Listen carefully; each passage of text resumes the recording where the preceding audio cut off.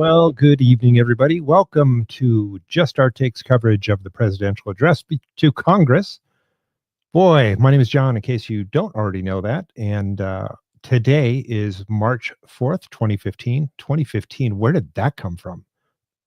Boy, 2025. Dropped 10 years there. That was quick. Anyway, we're glad you're here. Glad you're joining us. Tonight's event should be pretty interesting.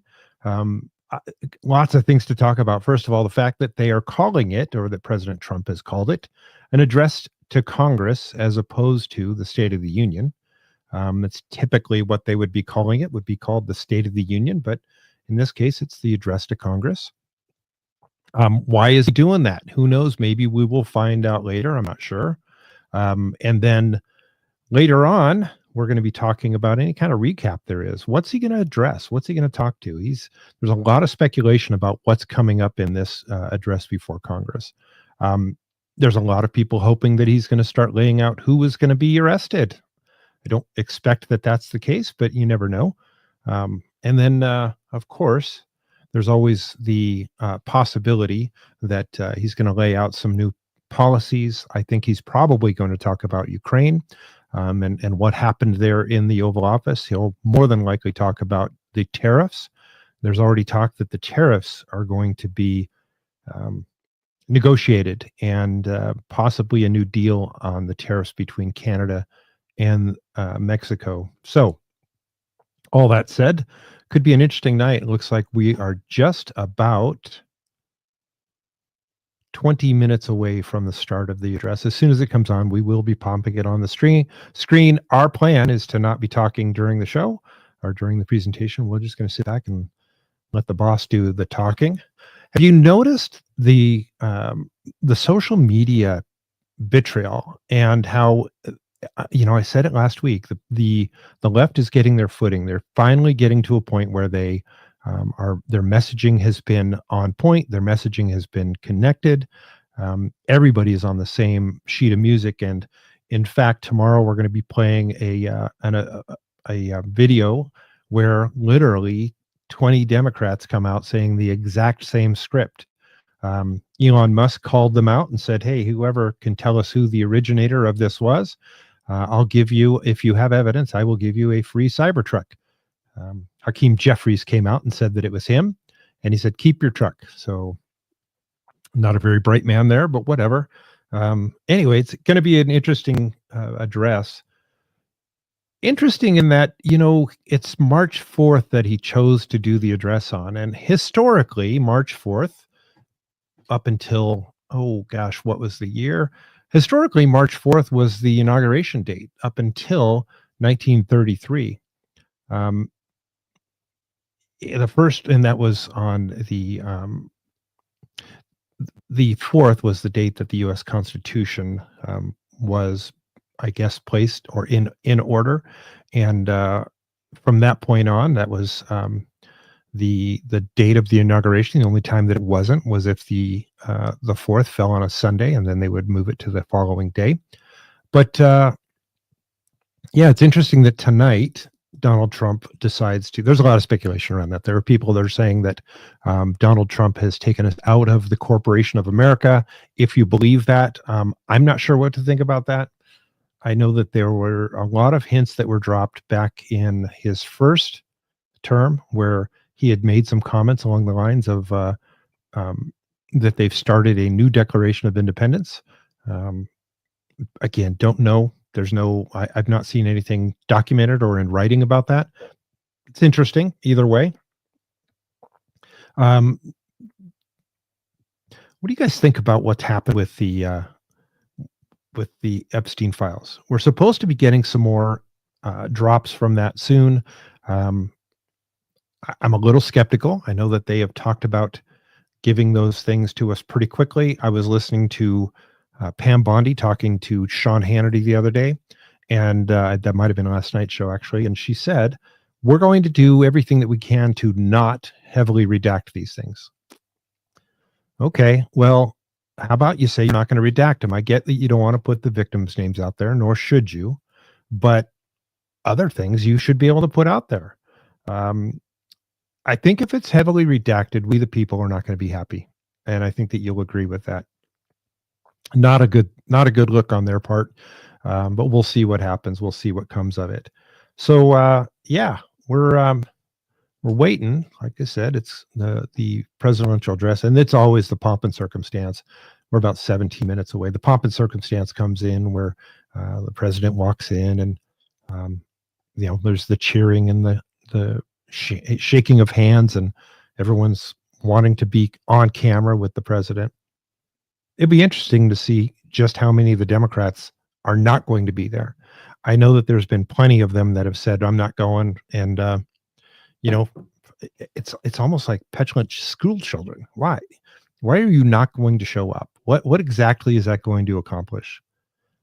Weren't you elected by your constituents to represent your state, your district, um, before the United States of America? I mean, if you were, then you should be there when the president is speaking. And if you want to voice your displeasure, that's fine.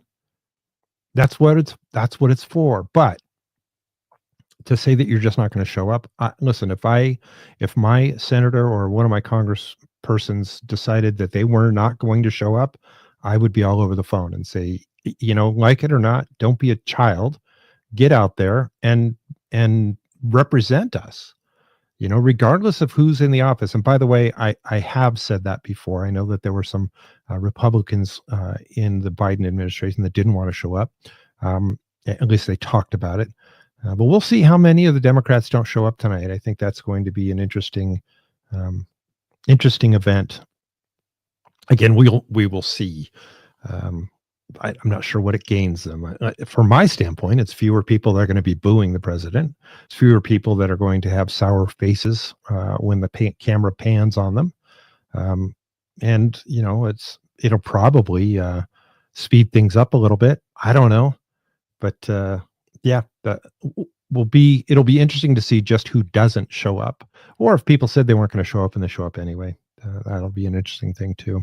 So what's going on in your part of the woods? Anything interesting coming up? Anything local that we should be covering? You know that we do have an email account. It is justourtakeshow@gmail.com. If you have some hot tips or news that you want us to cover, please feel free to jump out there and send it to our email. We also are currently live on YouTube. We're live on X, and we are live on Rumble. Rumble is our main hub. We don't get any kind of censorship here. So if you're looking for the uncensored, unclipped, uncut version, it's always going to be here on Rumble. But we figure we need to spread our voice out a little bit too. We're coming soon to TikTok. That's just a way for we can touch spaces with the people that are on TikTok and maybe be in any of the other channels. We do have a Facebook page. It's Just Our Take on Facebook. We don't yet have one on Instagram, but I guess we should have one there too. So follow us on all those places. Like I said, we're on YouTube, X, Rumble, Instagram, not Instagram, YouTube, and soon to be on TikTok. So as soon as we figure all that out, we'll get it all but it should be on. If you're on your Rumble page, you should be able to see the links to all of those accounts just below the image screen. So it says about 13 minutes left until we get started. Have you seen any of the news lately on what the rest of the world is doing regarding Ukraine? It's interesting. More and more people have come out very loudly. We're going to support Ukraine because Ukraine should be supported. And then on the other hand, we've got people that have come out very loudly and said the money that we gave Ukraine has been squandered and or laundered, and the weapons that we sent over there have been shipped off and or sold. Many of those weapons are down on our southern border of the U.S. And that's part of the reason why there's such a huge troop buildup down there, because what we don't need is the cartels using our own weapons against our people. I just find it interesting that the UK and in general the EU has said that they're going to start sending troops. Gosh, I hope not. I really hope they don't. I think that would be disastrous. the best possible thing would be for this war to just end.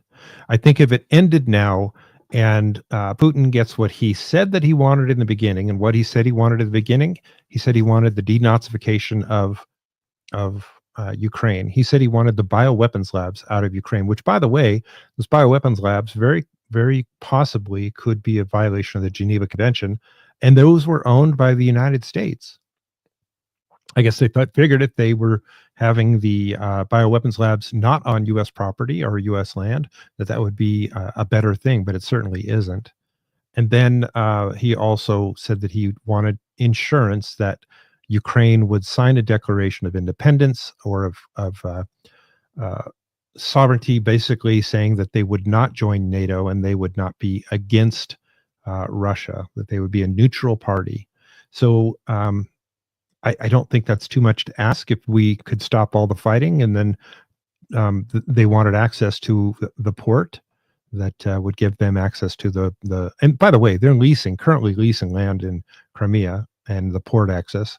That would continue. They're not trying to, at this point, although there is control, there's not, what did we say it the other day, that Russia has control of over 20%, but they have not conquered 20%. They're not trying to move people into there or move people out of there. The idea is they're just going to be there and control that area so that they don't lose that ground again, and have Ukraine rebuild stockpiles up in there and mass troops in there. Anyway, it's interesting. We'll see what happens. 10 minutes away from the start, we're going to go live here as soon as we see something on the screen that would say, hey, we should go live there. Do you watch our show on Sunday and Wednesday nights? That's tomorrow night is our next live. That's where we have my partner Dave is on here at the time, and we both go over the news of the day. We bring receipts, so we have opinions. We have strong opinions. That's why it's called Just Our Take.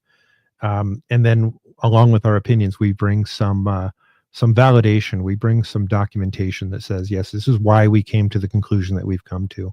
So as we like to say, we bring our receipts. Yeah. So that's every Sunday and Wednesday. So who's here with us? You guys want to sound off in the chat? Feel free to do that. And if you haven't told your friends that we're live right now, please do so. We'd love to have more of them out here so we can all join the address before Congress together. I keep wanting to say it's State of the Union. Again, he decided not to call it the State of the Union. Just wish that I could be a fly on the wall in those meetings. So that would just be fun to do. Anyway, we'll see what happens with all that. But at this point, we're still waiting for the session to start. I think they'll probably start with the walk-in and all of that. You'll see all of the pomp and circumstance, and we'll jump into that. And as soon as we get that on screen, you'll be sharing it with me. Like I said, it was probably about 8 minutes from now, so 8 or 9 minutes. Yeah, exactly. Right. So we just had someone on our X platform message that he's got something big to tell us. Can't wait. So yeah, I agree, Jen. Definitely something big coming. Well, let's just put this screen up that they made a change to the screen. We'll toss this one on here so that you guys can have that and you can see exactly what I'm seeing. Tonight's show is sponsored by Steel Rebel Design. Steel Rebel Design makes all the hats, shirts, cups, hoodies, you name it. If it has our logo on it, it came from Steel Rebel Design. So if you want, down below in the description, there is a link to the Steel Rebel Design website. You can order hats directly from there. And we got some real cool hats. We do have my favorite, the Dark MAGA hat. This one is absolutely stunning. It's kind of you can see it there. It's stealth. So you can walk into your grocery store if you're in an area that's not as Trump friendly as some of the others. Go walking right in there, and people have to get pretty close to you in order to see that you are wearing a MAGA hat. Again, it's the Dark MAGA hat. We also have the white snow camo. So white on white snow camo. This one's really cool too. I like that one. That's the one that my daughter has. She's wearing that one. But you can get those at Steel Rebel Design, and we'll put a link up later on. So thank you again to Kim and Company for sponsoring the Just Our Take show. We really appreciate you. Here's their website right there. All right, in the chat, anybody have anything they're hoping to hear out of tonight's address before Congress, not to be called the State of the Union? Anything? We should have done a bingo card. That would have been fun. We are still waiting on the first arrests too. Some of those arrests should be coming soon. I'm still looking that Schiff is going to be towards the top. I think Adam Schiff is going to be towards the top of there. He should be, by the way. And also, I want you to know we're only a few episodes away from episode number 100. On episode number 100, we do have a little special for you. That is going to be where I show a clip that when David and I were starting the show, when we were just starting, we weren't going to be going live in the beginning. Originally, our plan was to do an edited version and put that up weekly. We ended up doing a live version, but during this first test, there was a malfunction, and it ended up pretty doggone funny. So we're going to be playing that, much to David's chagrin, although it doesn't really implicate him. It's kind of funny, and you can see me laughing so hard that I'm crying. I know. Just a couple minutes away from the address before I'm looking forward to it. I've got my notepad right here because I'm going to be making notes as it goes along. I don't know if you guys are too, but that's the plan. We're going to be making some notes, and we'll see what happens. And yeah, looking forward to it. We may have a commentary afterwards, depending on what happens and if there's any breaking news. We'll definitely come on afterwards and share with you some of the highlights that we found most interesting. Of course, I can't find my pen now.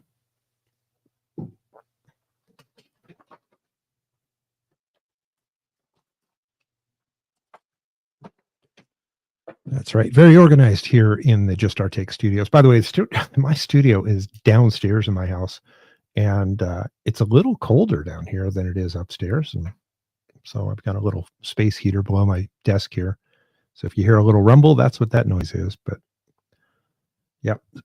So we were talking about some of the people that have been kind of making little squandering noises about all the money that's been lost. You know, it's not just the USAID money that's gone. There's also just a ton of money lost from the Pentagon. And there was a guy, we're going to try to get the video of him. There's a whistleblower out there that came out and said, if we say the F-35 costs $10 billion, the real cost is closer to 50 million. The rest of that money gets squandered or laundered. And that ends up going off to pay off a whole bunch of people that help them get the contracts. Now, if that's the case, that is just astronomical amounts of money. And then on top of that, you've got all the money that they lost at the Pentagon. Their last audit, they had said that they lost $800 billion. Before that, there was an audit that said they lost $2.3 trillion, and that was years back. I'd like to see what the running total is. But either way, that money doesn't just get lost. It went somewhere. It's unaccounted for. And one of the things that the Doge team found was when Treasury would write these checks, oftentimes they didn't give a description. They wouldn't give a coding that says this goes towards EPA or this goes to DOD, or they wouldn't give a coding at all. It was just a check.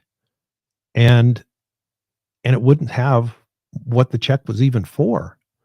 So how on earth do you validate that check was written to the right place? So that's more money that's been squandered and laundered. And then the other one is, I keep saying this, Social Security. I think they're going to find a bunch of money in the Social Security. By the way, I just read today that the Trump organization is going to be, I should say Trump administration is going to be firing or letting go approximately 45,000 IRS agents.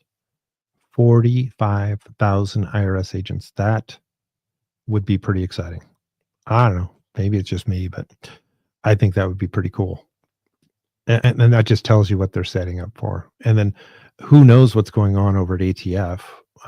There hasn't been much notice about what they're doing out there? Have they completely dumped the ATF and they're just kind of compartmentalizing some of that back up into the FBI?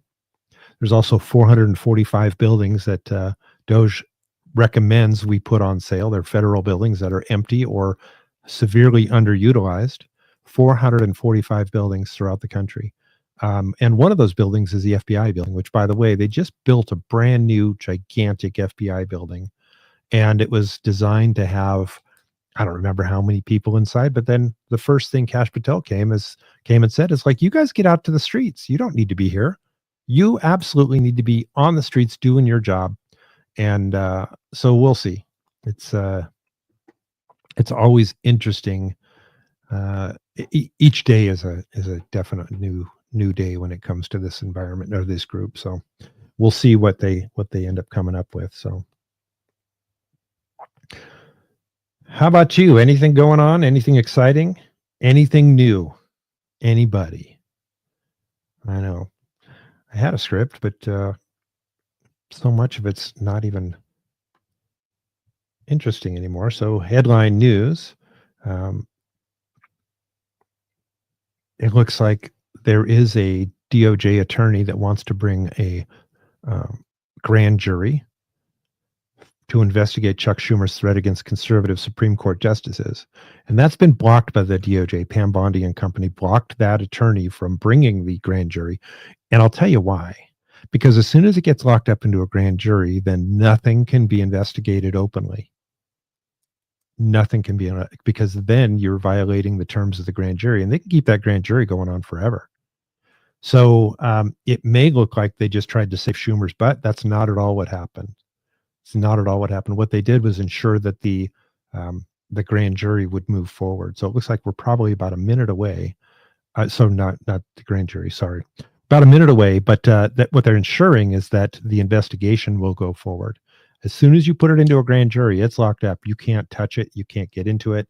And it's completely out of your hands. It's all in the prosecutor and the grand jury's hands. So interesting that they did that. I'm all for it. So again, we should be starting any time now. It was supposed to start at 10 after. And at this point, we do not have the go button. But we're still live and should be any minute now.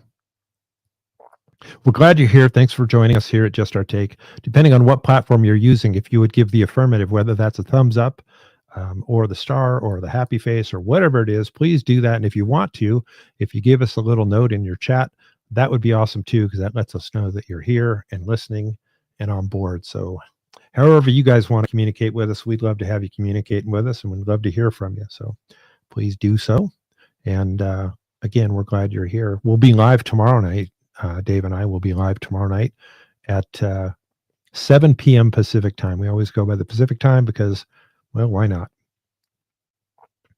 Any second now, Mr. President, you can come on in and shake some hands and then get up to talk, and I'm looking forward to hearing from it.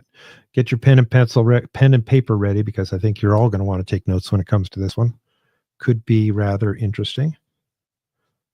And then obviously we will have a full recap of tonight's events tomorrow night on our show. What do you think? What are you thinking? Any guesses as to the headline that's going to come out of tonight's show? Mass arrests happening. That would be good. I'd like to see that. There's all those rumor mill that's going around. There's people saying that there are over 20,000 sealed indictments.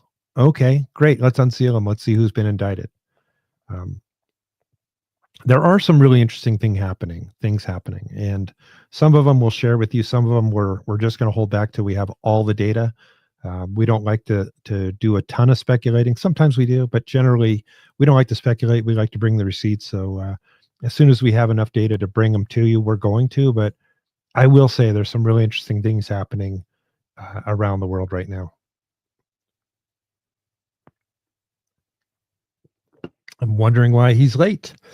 Come on, Mr. Prez. Let's make this thing happen. I'm not seeing on any of the news feeds any information.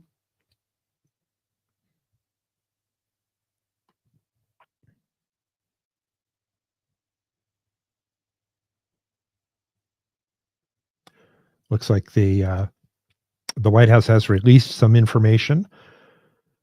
We've accomplished more in 43 days than most administrations accomplish in 4 years or 8 years even, and we're just getting started. That's a line from tonight's speech.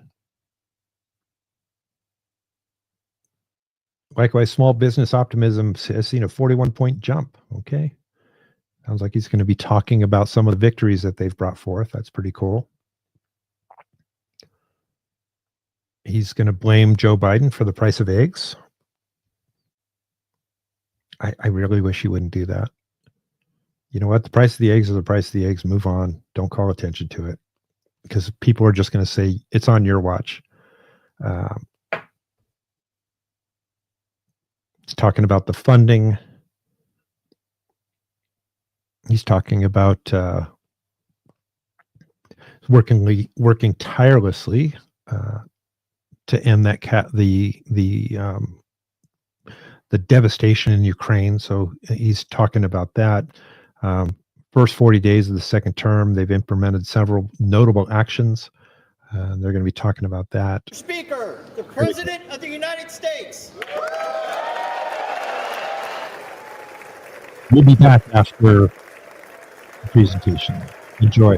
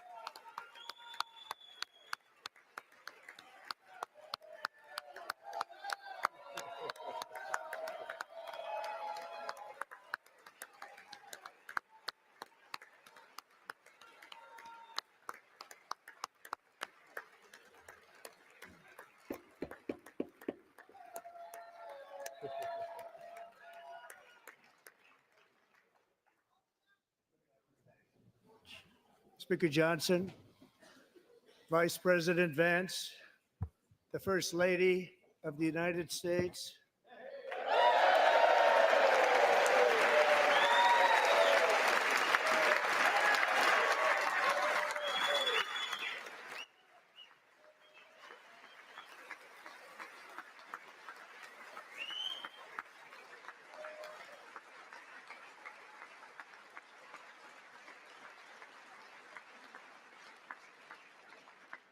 'members of the United States Congress, thank you very much. And to my fellow citizens, America is back.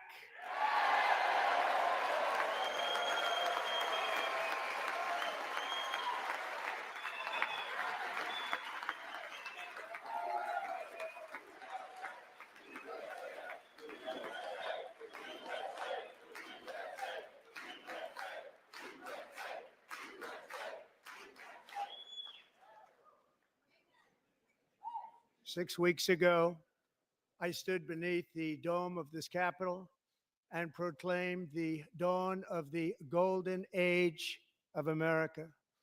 From that moment on, it has been nothing but swift and unrelenting action to usher in the greatest and most successful era in the history of our country.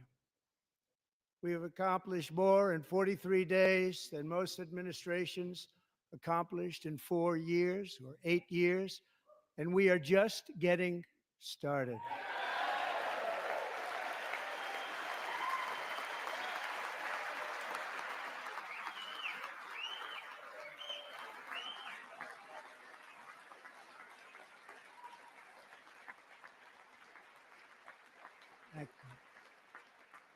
I return to this chamber tonight to report that America's momentum is back, our spirit is back, our pride is back, our confidence is back, and the American dream is surging bigger and better than ever before.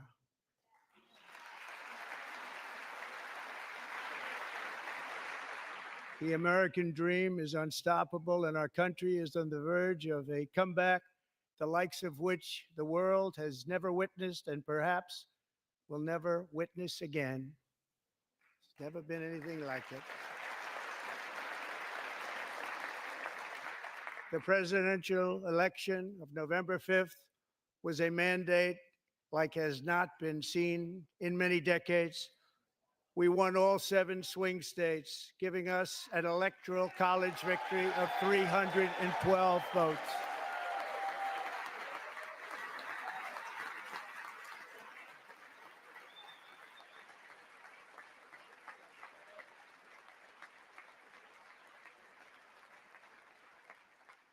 We won the popular vote by big numbers and won counties in our country.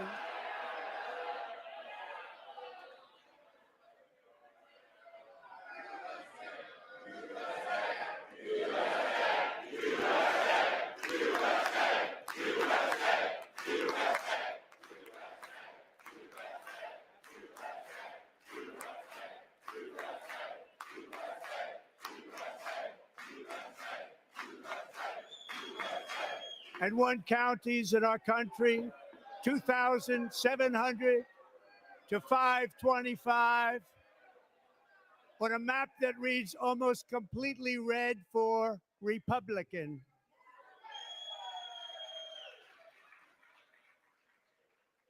Now, for the first time in modern history, more Americans believe that our country is headed in the right direction than the wrong direction. In fact, it's an astonishing record, 27-point swing, the most ever.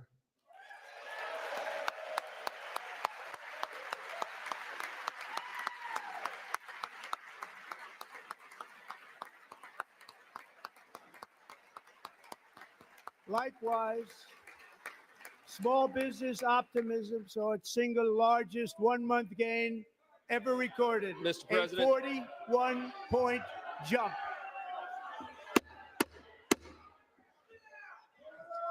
Members are directed to uphold and maintain decorum in the House and to cease any further disruptions. That's your warning.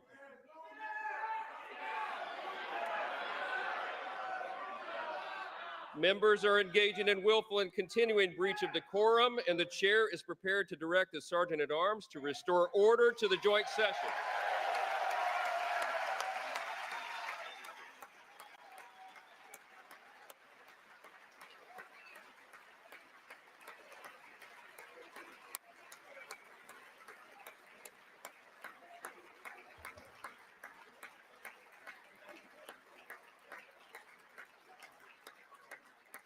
Mr. Green, take your seat. Take your seat, sir. Take your seat. Finding that members continue to engage in willful and concerted disruption of proper decorum, the chair now directs the Sergeant at Arms to restore order. Remove this gentleman from the chamber.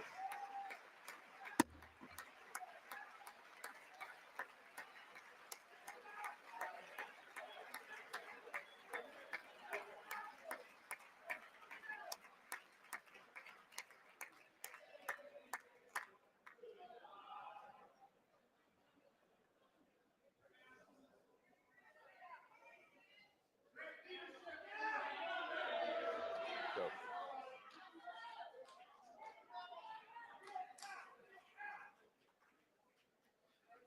Members are directed to uphold and maintain decorum in the House. Mr. President, you continue. Thank you. Over the past 6 weeks, I have signed nearly 100 executive orders and taken more than 400 executive actions, a record, to restore common sense, safety, optimism, and wealth all across our wonderful land. The people elected me to do the job, and I'm doing it.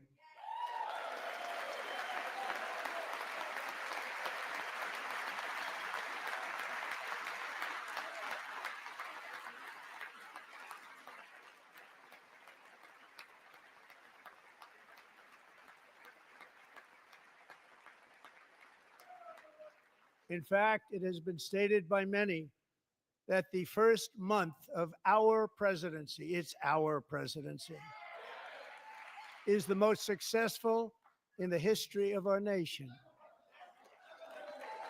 By many.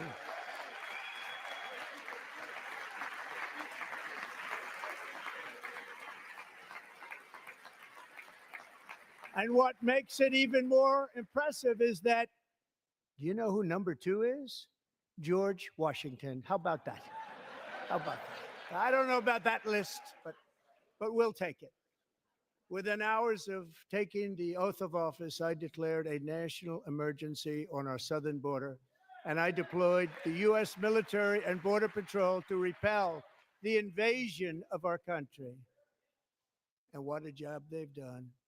As a result, illegal border crossings last month were by far the lowest ever recorded, ever.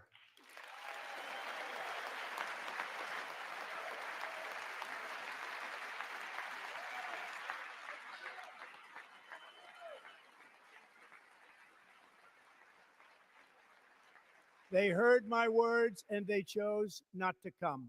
Much easier that way. In comparison, under Joe Biden, the worst president in American history, there were hundreds of thousands of illegal crossings a month, and virtually all of them, including murderers, drug dealers, gang members, and people from mental institutions and insane asylums, were released into our country. Who would want to do that? This is my 5th such speech to Congress. And once again, I look at the Democrats in front of me, and I realize there is absolutely nothing I can say to make them happy or to make them stand or smile or applaud. Nothing I can do. I could find a cure to the most devastating disease, a disease that would wipe out entire nations, or announce the answers to the greatest economy in history, or the stoppage of crime to the lowest levels ever recorded. And these people sitting right here will not clap, will not stand, and certainly will not cheer for these astronomical achievements. They won't do it, no matter what. Five times I've been up here. It's very sad, and it just shouldn't be this way.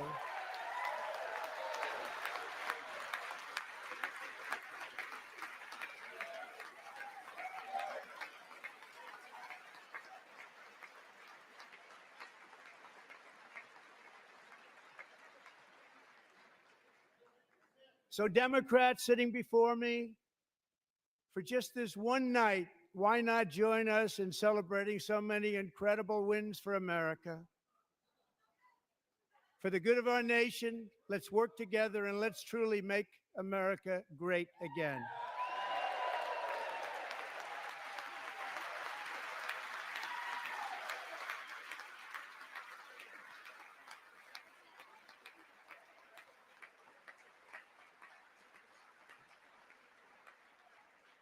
Every day, my administration is fighting to deliver the change America needs to bring a future that America deserves, and we're doing it.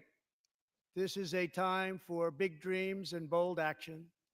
Upon taking office, I imposed an immediate freeze on all federal hiring, a freeze on all new federal regulations, and a freeze on all foreign aid.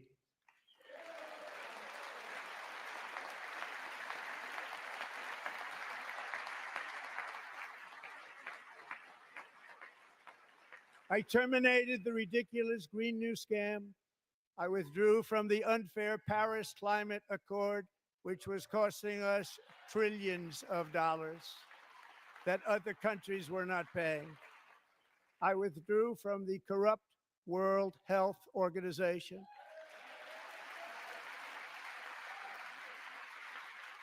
And I also withdrew from the anti-American UN Human Rights Council.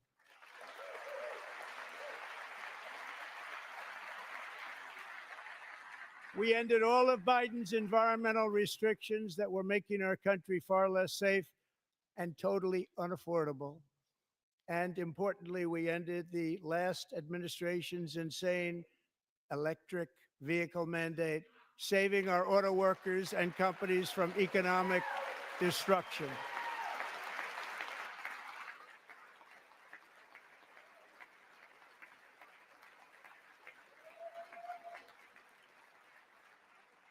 To unshackle our economy, I have directed that for every one new regulation, 10 old regulations must be eliminated, just like I did in my very successful first term.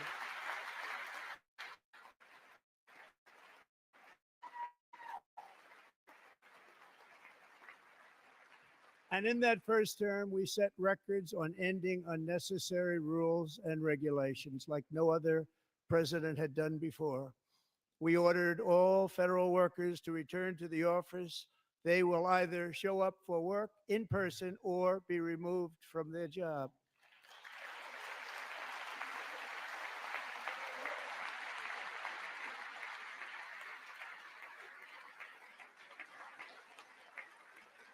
And we have ended weaponized government where, as an example, a sitting president is allowed to viciously prosecute his political opponent, like me. How did that work out? Not too good. Not too good.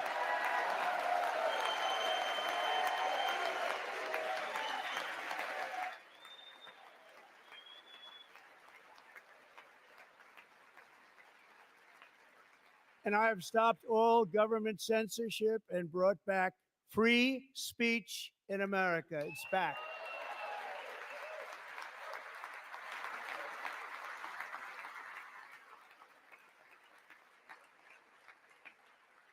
And 2 days ago, I signed an order making English the official language of the United States of America.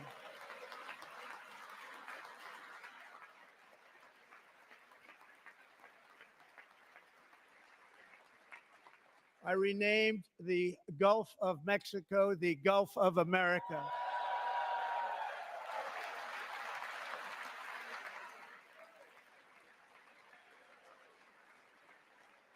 And likewise, I renamed, for a great president, William McKinley, Mount McKinley again.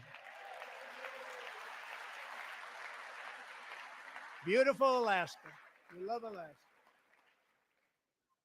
We've ended the tyranny of so-called diversity, equity, and inclusion policies all across the entire federal government and indeed the private sector and our military. and our country will be woke no longer.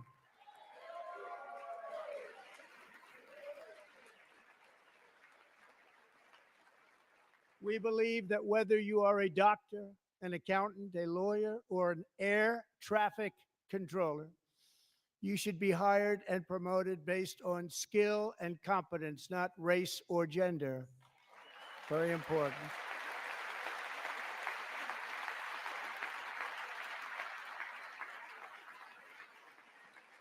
You should be hired based on merit.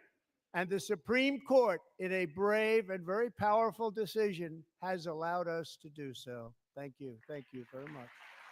Thank you. We have removed the poison of critical race theory from our public schools, and I signed an order making it the official policy of the United States government that there are only two genders, male and female.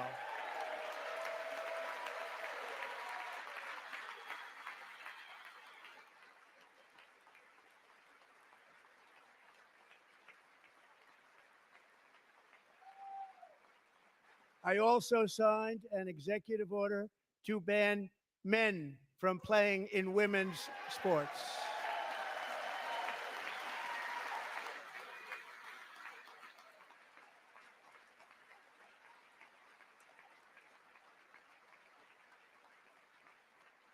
Three years ago, Peyton McNabb was an all-star high school athlete, one of the best, preparing for a future in college sports.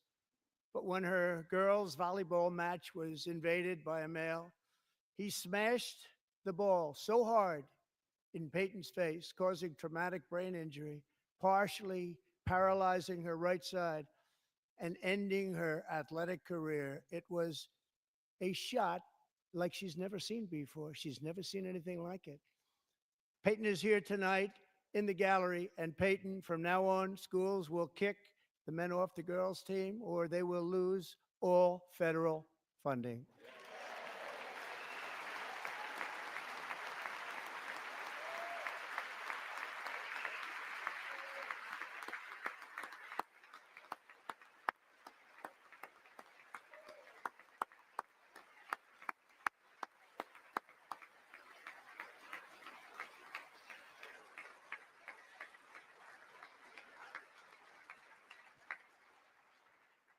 And if you really want to see numbers, just take a look at what happened in the women's boxing, weightlifting, track and field, swimming, or cycling, where a male recently finished a long-distance race 5 hours and 14 minutes ahead of a woman for a new record by 5 hours.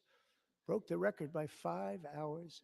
It's demeaning for women, and it's very bad for our country. We're not going to put up with it any longer.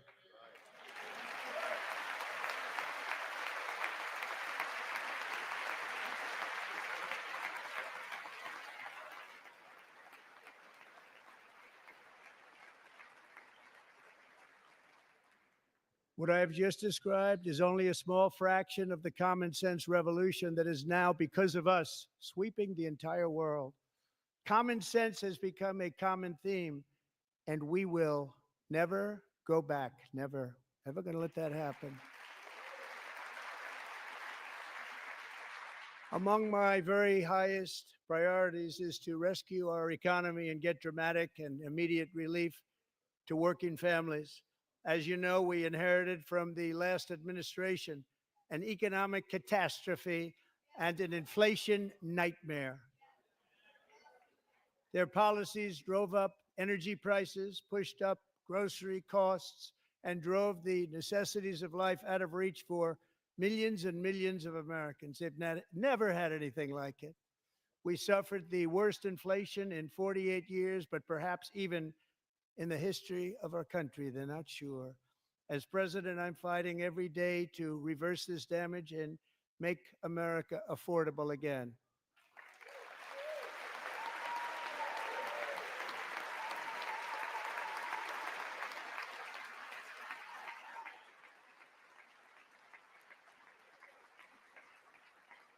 Joe Biden especially let the price of eggs get out of control. The egg price is out of control, and we're working hard to get it back down. Secretary, do a good job on that. You inherited a total mess from the previous administration. Do a good job.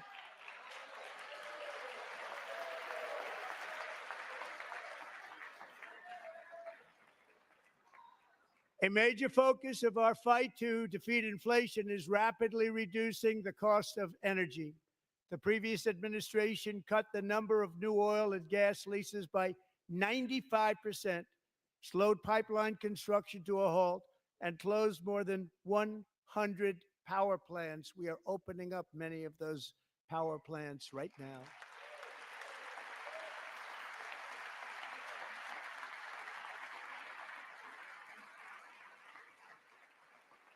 And frankly, we have never seen anything like it. That's why on my first day in office, I declared a national energy emergency. As you've heard me say many times, we have more liquid gold under our feet than any nation on earth, and by far. And now I fully authorize the most talented team ever assembled to go and get it.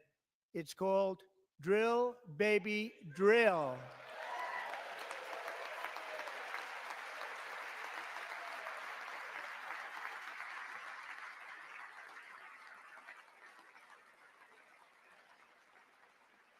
My administration is also working on a gigantic natural gas pipeline in Alaska, among the largest in the world, where Japan, South Korea, and other nations want to be our partner with investments of trillions of dollars each. There's never been anything like that one. It will be truly spectacular. It's all set to go. The permitting is gotten. And later this week, I will also take historic action to dramatically expand production of critical minerals and rare earths here in the USA.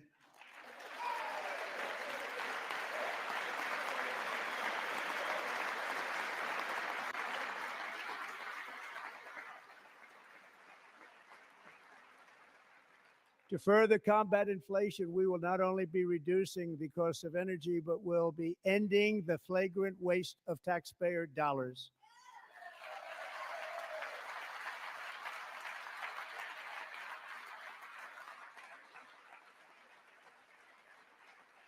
And to that end, I have created the brand new Department of Government Efficiency, DOGE.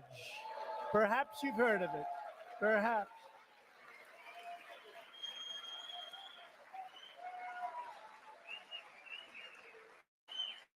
Which is headed by Elon Musk, who is in the gallery tonight.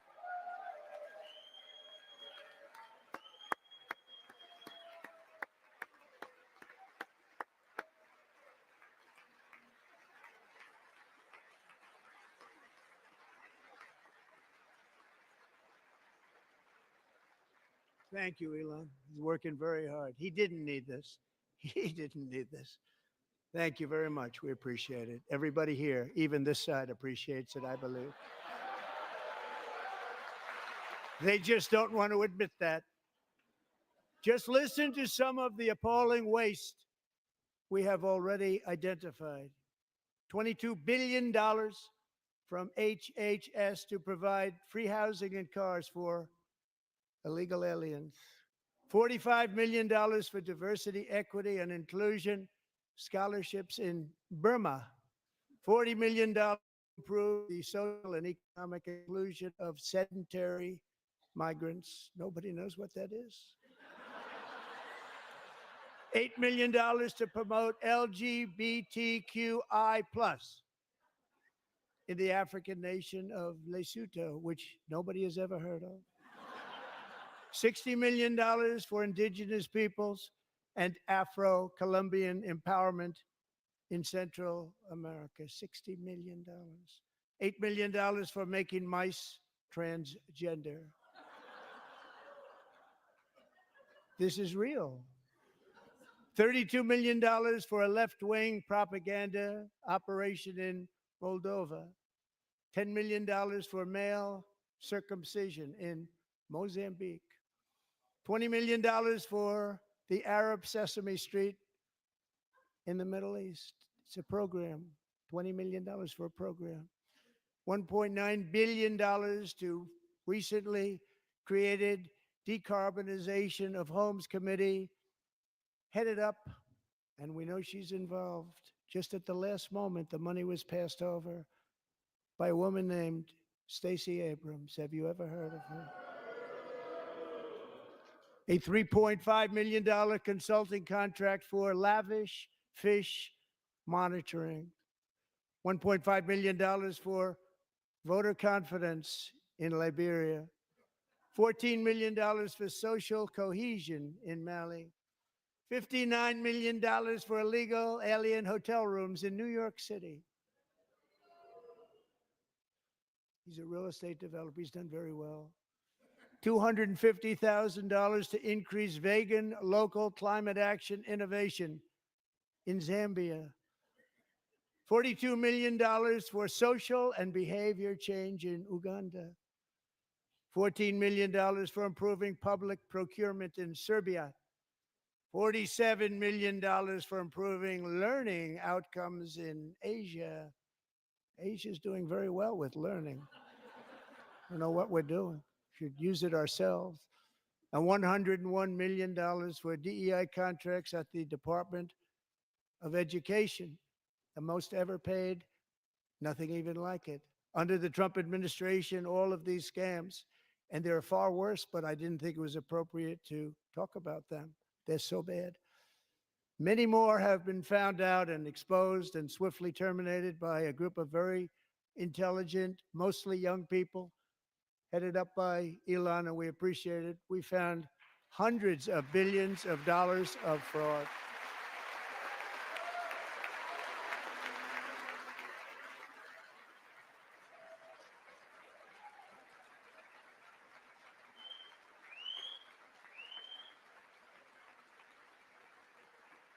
And we've taken back the money and reduced our debt to fight inflation and other things. Taking back a lot of that money. We got it just in time. This is just the beginning. The Government Accountability Office, a federal government office, has estimated annual fraud of over $500 billion in our nation, and we are working very hard to stop it. We're going to. We're also identifying shocking levels of incompetence and probable fraud in the Social Security program for our seniors, and that our seniors and people that we love rely on. Believe it or not, government databases list 4.7 million Social Security members from people aged 100 to 109 years old. It lists 3.6 million people from ages 110 to 119. I don't know any of them. I know some people that are rather elderly, but not quite that elderly. 3.47 million people from ages 120 to 129. 3.9 million people from ages 130 to 139. 3.5 million people from ages 140 to 149. And money is being paid to many of them. And we're searching right now.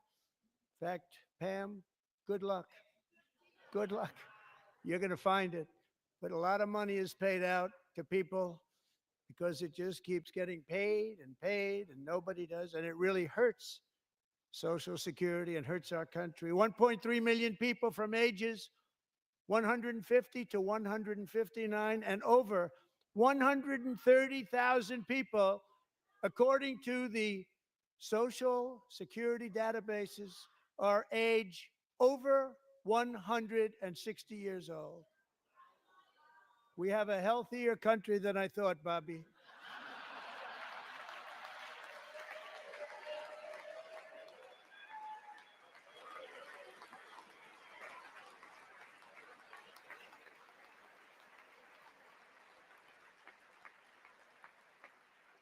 Including, to finish, 1,039 people between the ages of 220 and 229 one person between the age of 240 and 249, and one person is listed at 360 years of age. More than 100 years, more than 100 years older than our country. But we're going to find out where that money's going, and it's not going to be pretty. By slashing all of the fraud, waste, and theft we can find, we will defeat inflation, bring down mortgage rates, lower car payments and grocery prices, protect our seniors, and put more money in the pockets of American families.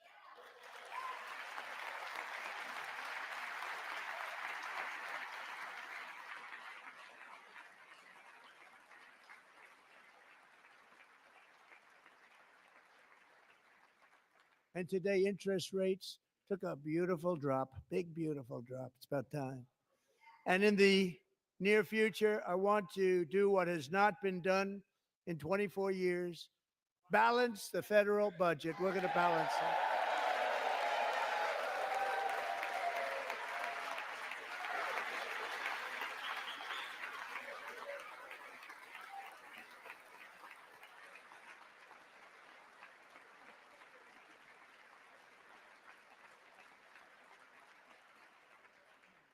With that goal in mind, we have developed in great detail what we are calling the Gold Card, which goes on sale very, very soon.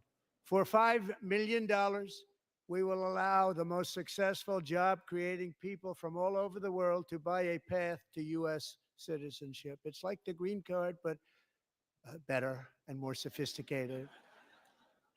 And these people will have to pay tax in our country. They won't have to pay tax from where they came. The money that they've made, you wouldn't want to do that, but they have to pay tax, create jobs. They'll also be taking people out of colleges and paying for them so that we can keep them in our country instead of having them being forced out. Number one, at the top school, as an example, being forced out and not being allowed to stay and create tremendous numbers of jobs and great success for a company out there. So while we take out the criminals, killers, traffickers, and child predators who are allowed to enter our country under the open border policy of these people, the Democrats, the Biden administration, the open border insane policies that you've allowed to destroy our country, we will now bring in brilliant, hardworking, job-creating people. They're going to pay a lot of money, and we're going to reduce our debt with that money.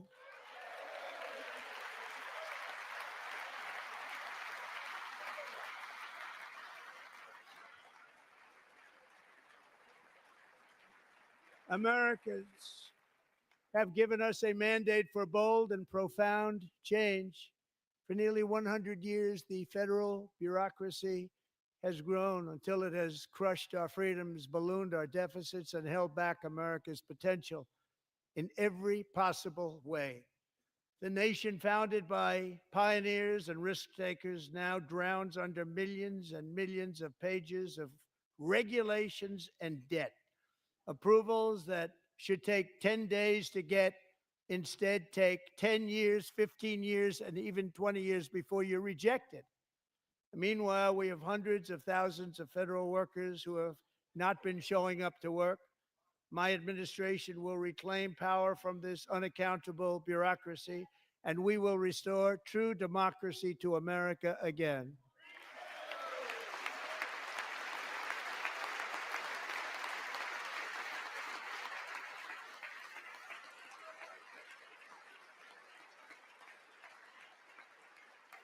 And any federal bureaucrat who resists this change will be removed from office immediately. Because we are draining the swamp. It's very simple. And the days of rule by unelected bureaucrats are over.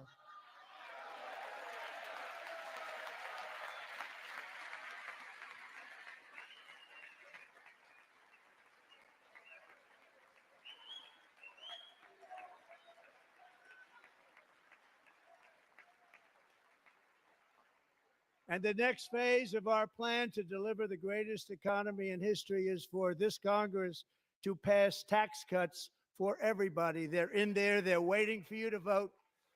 And I'm sure that the people on my right, I don't mean the Republican right, but my right here, I'm sure you're going to vote for those tax cuts because otherwise I don't believe the people will ever vote you into office. So I'm doing you a big favor by telling you that. But I know this group is going to be voting for the tax.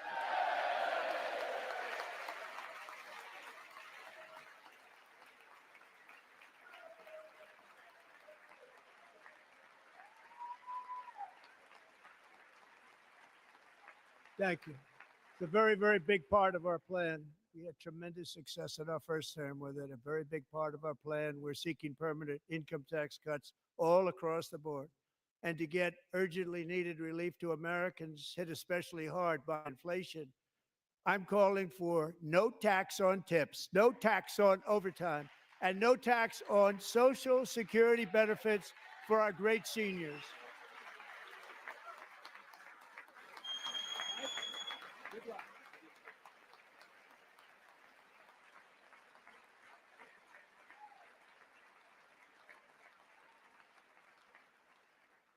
And I also want to make interest payments on car loans tax deductible, but only if the car is made in America.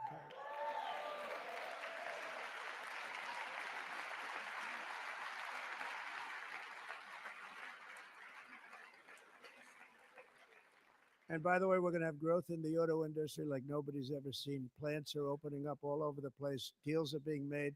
Never seen. That's a combination of the election win and tariffs. It's a beautiful word, isn't it? That, along with our other policies, will allow our auto industry to absolutely boom. It's going to boom. Spoke to the majors today, all three, the top people, and they're so excited. In fact, already numerous car companies have announced that they will be building massive automobile plants in America, with Honda just announcing a new plant in Indiana, one of the largest anywhere in the world.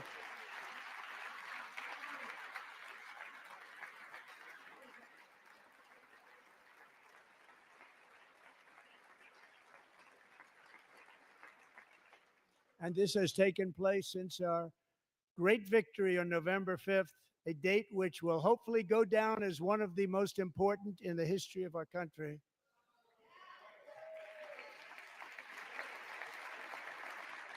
In addition, as part of our tax cuts, we want to cut taxes on domestic production and all manufacturing. And just as we did before, we will provide 100% expensing. It will be retroactive to January 20th, 2025. And it was one of the main reasons why our tax cuts were so successful in our first term, giving us the most successful economy in the history of our country. First term. We had a great first term.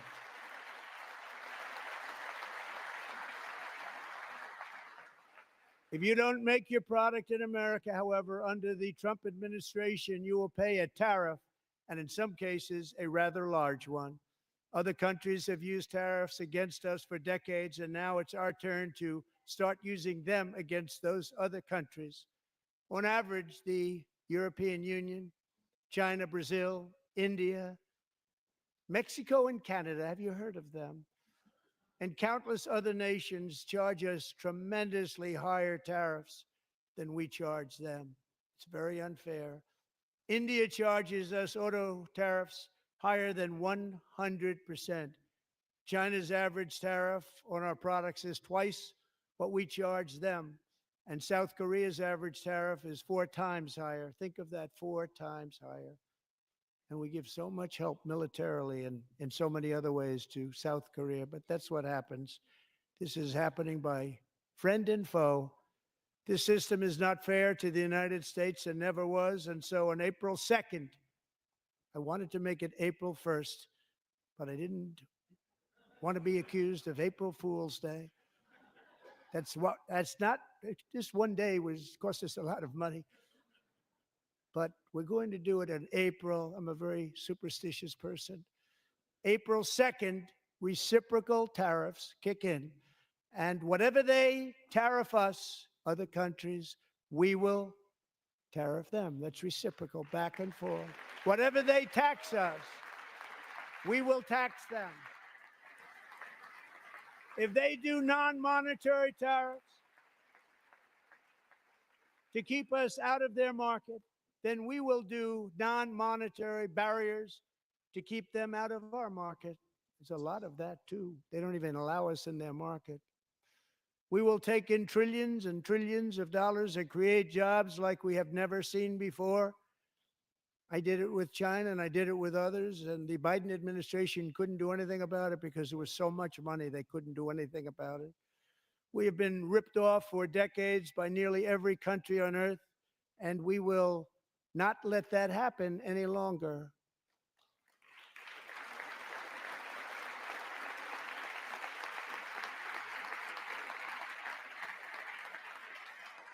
Much has been said over the last 3 months about Mexico and Canada, but we have very large deficits with both of them. But even more importantly, they've allowed fentanyl to come into our country at levels never seen before, killing hundreds of thousands of our citizens and many very young, beautiful people, destroying families. Nobody's ever seen anything like it. They are, in effect, receiving subsidies of hundreds of billions of dollars. We pay subsidies to Canada and to Mexico of hundreds of billions of dollars, and the United States will not be doing that any longer. We're not going to do it any longer.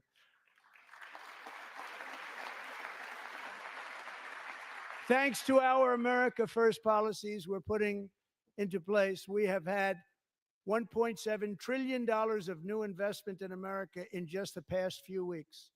The combination of the election and our economic policies that people of SoftBank, one of the most brilliant anywhere in the world, announced a $200 billion investment. OpenAI and Oracle, Larry Ellison, announced $500 billion investment, which they wouldn't have done if Kamala had won.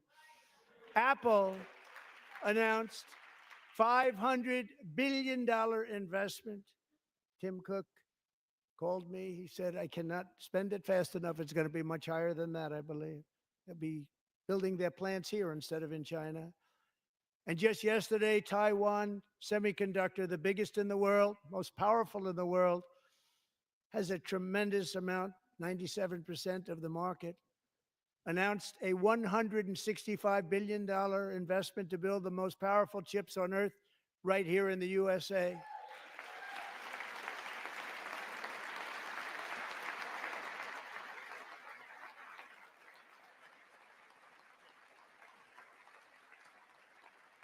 And we're not giving them any money. Your CHIPS Act is a horrible, horrible thing. We give hundreds of billions of dollars, and it doesn't mean a thing. They take our money and they don't spend it.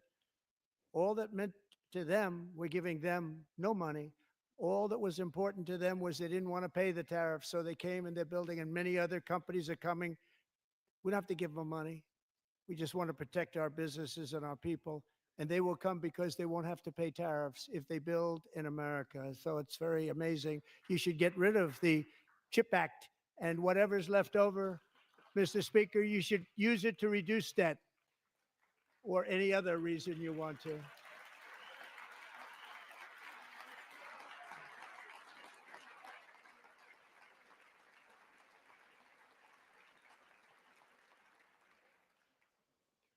Our new trade policy will also be great for the American farmer. I love the farmer, who will now be selling into our home market, the USA, because nobody is going to be able to compete with you. Because those goods that come in from other countries and companies, they're really in a bad position in so many different ways. They're uninspected. They may be very dirty and disgusting, and they come in and they pour in and they hurt our American farmers. The tariffs will go on agricultural product coming into America, and our farmers, starting on April 2nd, it may be a little bit of an adjustment period. We had that before when I made the deal with China, $50 billion of purchases, and I said, just bear with me, and they did. They did. Probably have to bear with me again, and this will be even better. That was great. The problem with it was that Biden didn't enforce it. He didn't enforce it. $50 billion of purchases, and we were doing great, but Biden did not enforce it, and it hurt our farmers. But our farmers are going to have a field day right now. So to our farmers, have a lot of fun. I love you too. I love you too. It's all going to happen.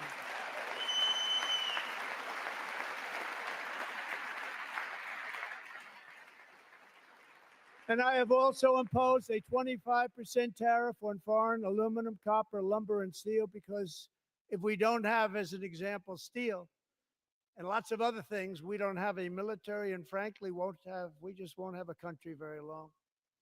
Here today is a proud American steelworker, fantastic person from Decatur, Alabama, Jeff Denard. Has been working at the same steel plant for 27 years in a job that has allowed him to serve as the captain of his local volunteer fire department, raise 7 children with his beautiful wife, Nicole, and over the years provide a loving home for more than 40 foster children. So great, Jeff.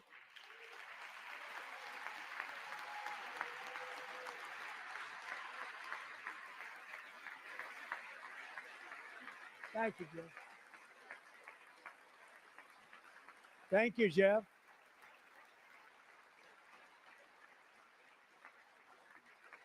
Stories like Jeff's remind us that tariffs are not just about protecting American jobs. They're about protecting the soul of our country. Tariffs are about making America rich again and making America great again, and it's happening, and it will happen rather quickly. There'll be a little disturbance, but we're okay with that. It won't be much. No, you're not. Oh. And look where Biden took us. Very low, the lowest we've ever been. Jeff, I want to thank you very much. And I also want to recognize another person who has devoted herself to foster care community. She works so hard on it. A very loving person, our magnificent First Lady of the United States.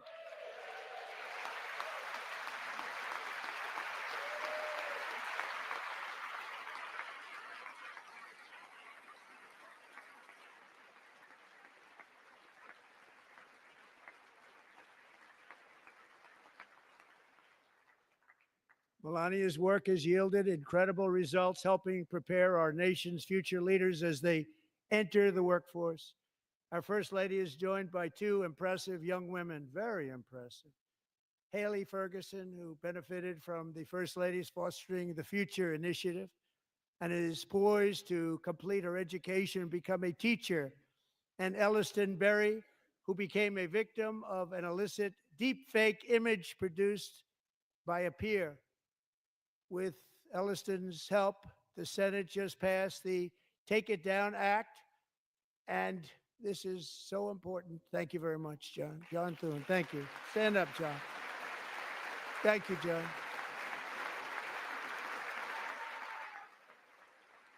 Thank you all very much.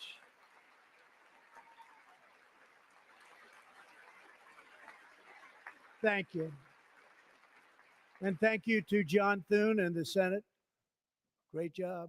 To criminalize the publication of such images online is terrible, terrible thing. And once it passes the House, I look forward to signing that bill into law. Thank you. And I'm going to use that bill for myself, too, if you don't mind. Because nobody gets treated worse than I do online. Nobody. That's great. Thank you very much to the Senate. Thank you. But if we truly care about protecting Americans' children, no step is more crucial than securing America's borders.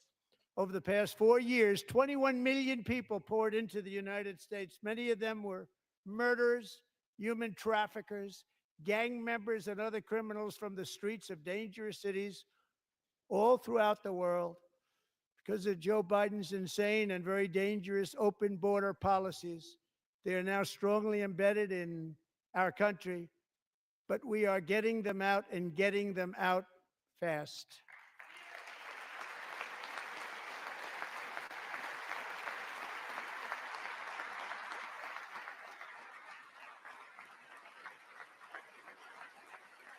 And I want to thank Tom Homan and Christy. I want to thank you and Paul of Border Patrol.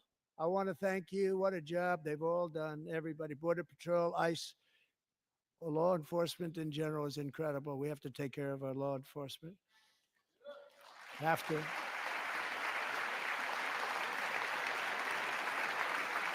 Last year,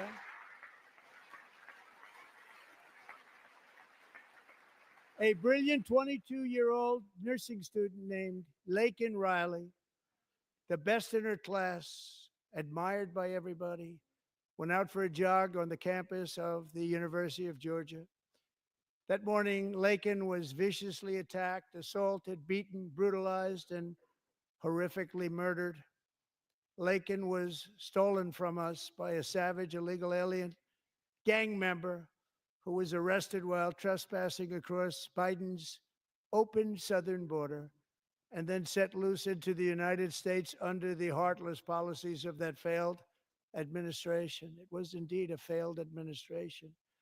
He had then been arrested and released in a Democrat-run sanctuary city, a disaster, before ending the life of this beautiful young angel. With us this evening are Lakin's beloved mother, Allison, and her sister, Lauren.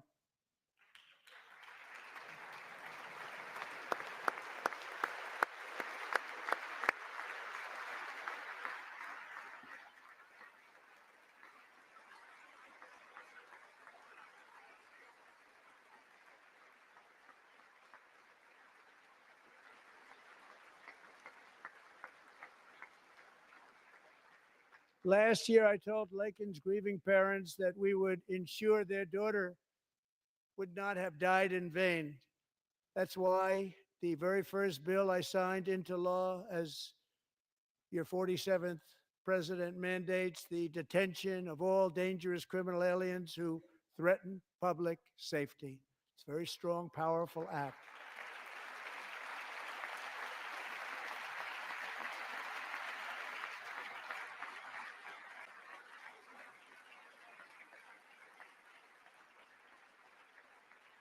It's called the Lakin-Riley Act.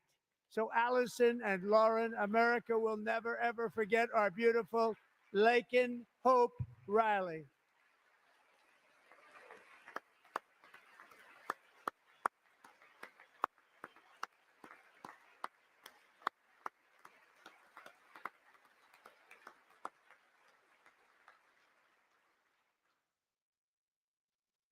Thank you very much. Since taking office, my administration has launched the most sweeping border and immigration crackdown in American history, and we quickly achieved the lowest numbers of illegal border crossers ever recorded. Thank you.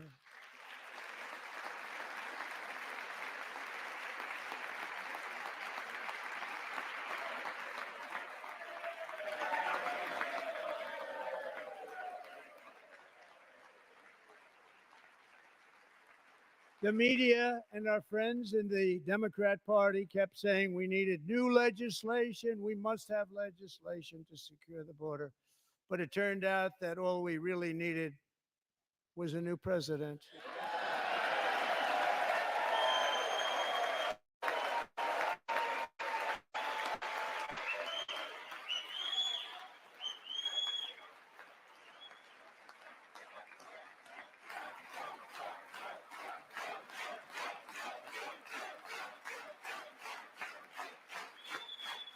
Thank you. Joe Biden didn't just open our borders, he flew illegal aliens over them to overwhelm our schools, hospitals, and communities throughout the country. Entire towns like Aurora, Colorado, and Springfield, Ohio, buckled under the weight of the migrant occupation and corruption like nobody's ever seen before. Beautiful towns destroyed. Now, just as I promised in my inaugural address, we are achieving the great liberation of America.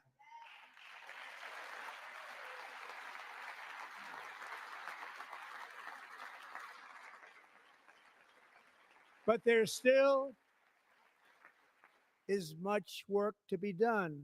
Here tonight is a woman I have gotten to know Alexis Nungary from Houston. Wonderful woman. Last June, Alexis's 12-year-old daughter, her precious Jocelyn, walked to a nearby convenience store. She was kidnapped, tied up, assaulted for 2 hours under a bridge, and horrifically murdered. Arrested and charged with this heinous crime are two illegal alien monsters from Venezuela, released into America by the last administration through their ridiculous open border. The death of this beautiful 12-year-old girl and the agony of her mother and family touched our entire nation greatly. Alexis, I promised that we would always remember your daughter, your magnificent daughter. And earlier tonight, I signed an order keeping my word to you. One thing I have learned about Jocelyn is that she loved animals so much. She loved nature. Across Galveston Bay, from where Jocelyn lived in Houston, you will find a magnificent national wildlife refuge, a pristine, peaceful, 34,000-acre sanctuary for all of God's creatures on the edge of the Gulf of America. Alexis, moments ago, I formally renamed that refuge in loving memory of your beautiful daughter, Jocelyn. So, Mr. Vice President, if you would, may I have the order?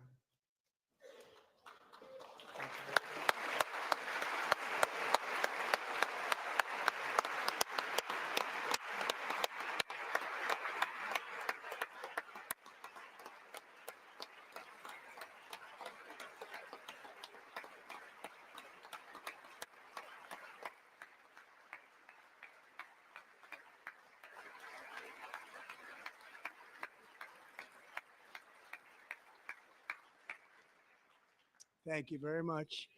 All three savages charged with Jocelyn and Lakin's murders were members of the Venezuelan prison gang, the toughest gang, they say, in the world, known as Tren de Aragua. 2 weeks ago, I officially designated this gang, along with MS-13 and the bloodthirsty Mexican drug cartels, as foreign terrorist organizations.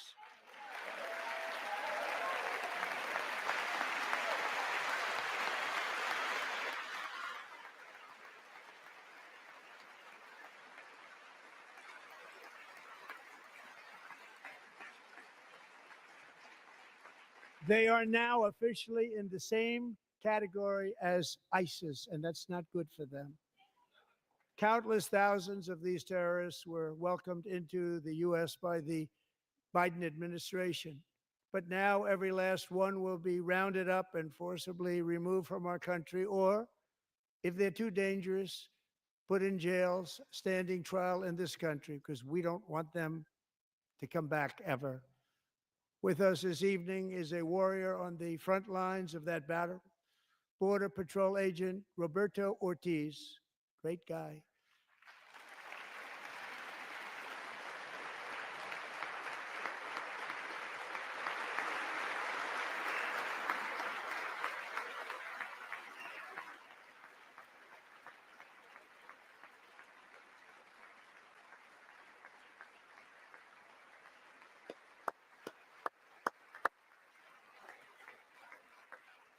In January, Roberto and another agent were patrolling by the Rio Grande near an area known as Cartel Island. Doesn't sound too nice to me. When heavily armed gunmen started shooting at them, Roberto saw that his partner was totally exposed, at great danger, and he leapt into action, returning fire and providing crucial seconds for his fellow agent to seek safety, just barely. I have some of the prints of that event, and it was not good. Agent Ortiz, we salute you for your great courage and for your line of fire that you took, and for the bravery that you showed. We honor you, and we will always honor you. Thank you, Roberto, very much.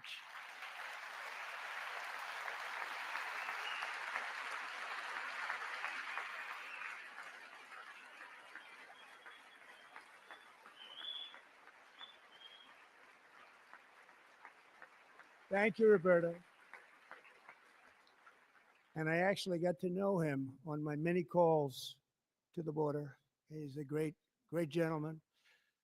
The territory to the immediate south of the border is now dominated entirely by criminal cartels that murder, rape, torture, and exercise total control. They have total control over a whole nation, posing a grave threat to our national security. The cartels are waging war on America, and it's time for America to wage war on the cartels, which we are doing.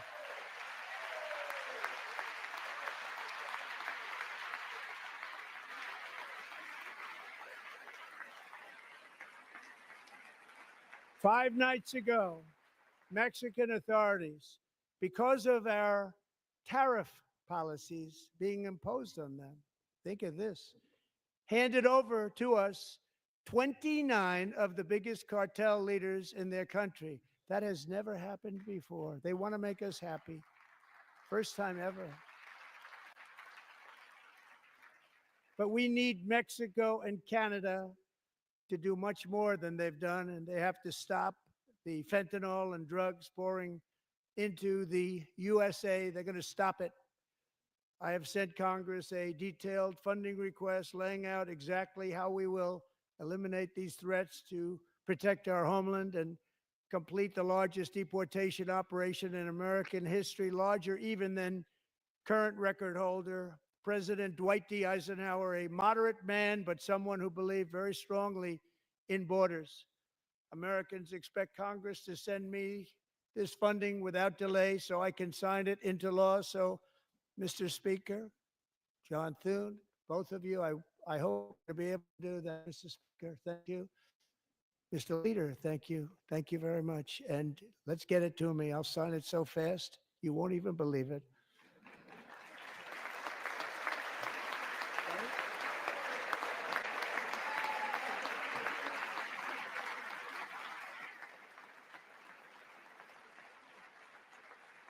And as we reclaim our sovereignty, we must also bring back law and order to our cities and towns.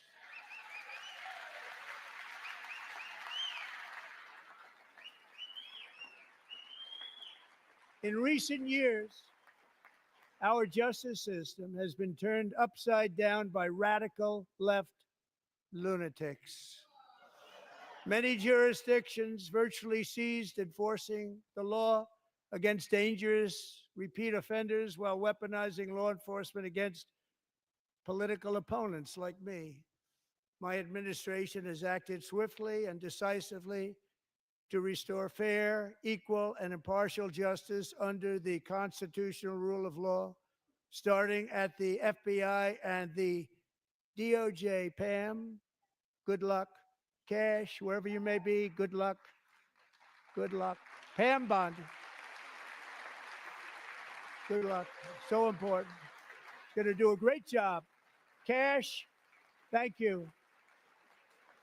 Thank you, Cash.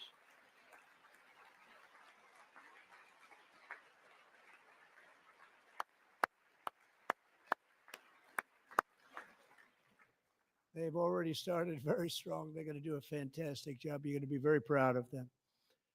We're also once again giving our police officers the support, protection, and respect they so dearly deserve. They have to get it. They have such a hard, dangerous job, but we're going to make it less dangerous. The problem is the bad guys don't respect the law, but they're starting to respect it, and they soon will respect it. This also includes our great fire departments throughout the country. Our firemen and women are unbelievable people, and we'll never forget them.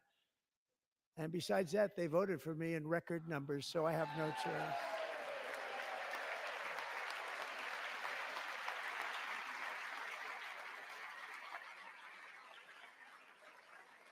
One year ago this month, 31-year-old New York police officer Jonathan Diller, unbelievably wonderful person and a great officer, was gunned down at a traffic stop on Long Island. I went to his funeral. The vicious criminal charged with his murder had 21 prior arrests, and they were rough arrests, too. He was a real bad one. The thug in the seat next to him had 14 prior arrests, and went by the name of Killer. He was Killer. He killed people, we say, a lot of them. I attended Officer Diller's service, and when I met his wife and one-year-old son, Ryan, it was very inspirational, actually. His widow's name is Stephanie, and she is here tonight. Stephanie, thank you very much, Stephanie. Thank you very much.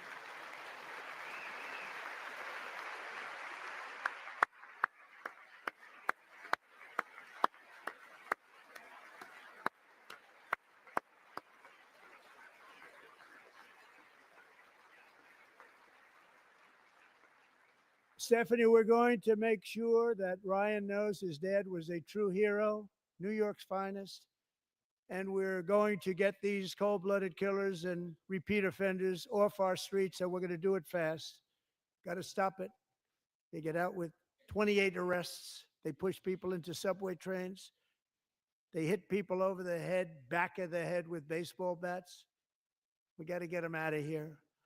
I've already signed an executive order requiring a mandatory death penalty for anyone who murders a police officer. And tonight I'm asking Congress to pass that policy into permanent law.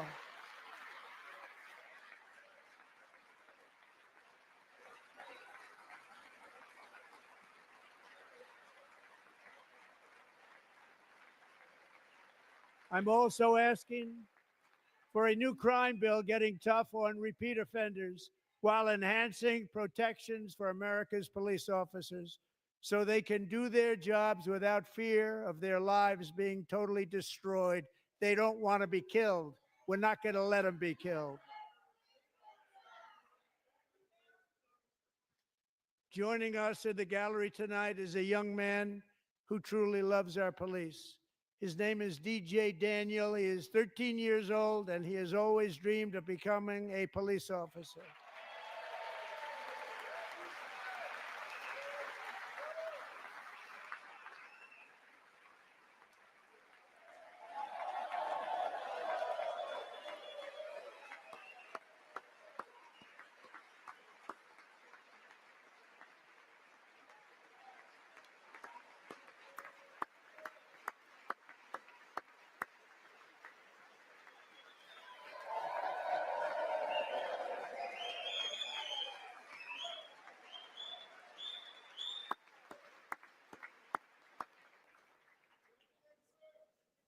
But in 2018, DJ was diagnosed with brain cancer. The doctors gave him 5 months at most to live. That was more than 6 years ago.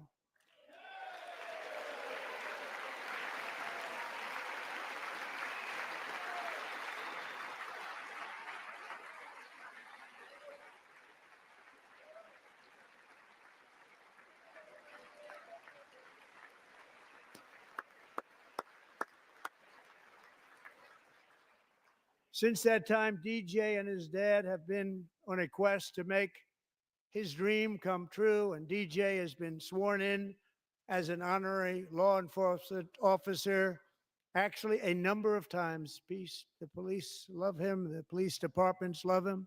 And tonight, DJ, we're going to do you the biggest honor of them all. I am asking our new Secret Service Director, Sean Curran, to officially make you an agent of the United States Secret Service.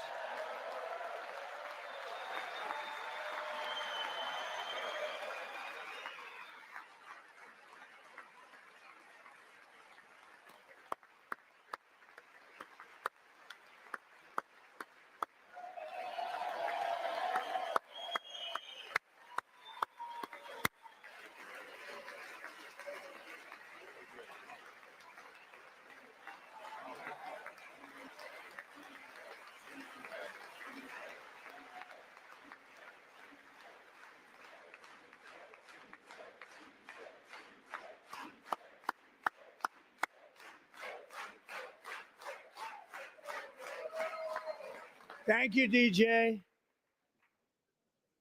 DJ's doctors believe his cancer likely came from a chemical he was exposed to when he was younger. Since 1975, rates of child cancer have increased by more than 40%. Reversing this trend is one of the top priorities for our new presidential commission to make America healthy again, chaired by our new Secretary of Health and Human Services, Robert F. Kennedy, Jr.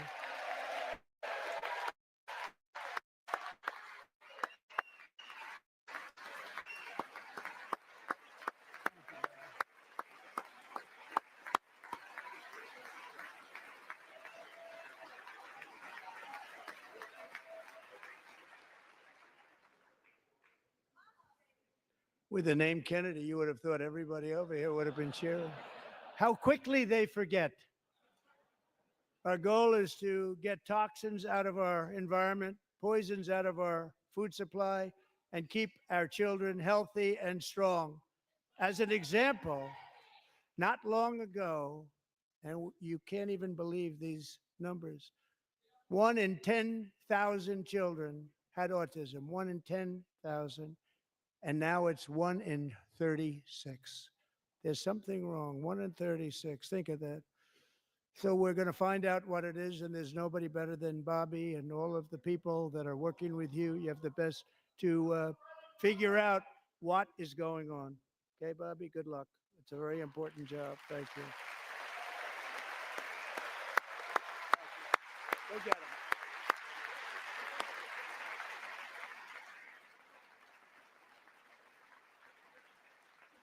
Thank you. My administration is also working to protect our children from toxic ideologies in our schools. A few years ago, January Littlejohn and her husband discovered that their daughter's school had secretly socially transitioned their 13-year-old little girl. Teachers and administrators conspired to deceive January and her husband while encouraging her daughter to use a new name and pronouns. They, them pronoun, actually, all without telling January, who is here tonight and is now a courageous advocate against this form of child abuse. January, thank you. Thank you. Thank you very much. Thank you.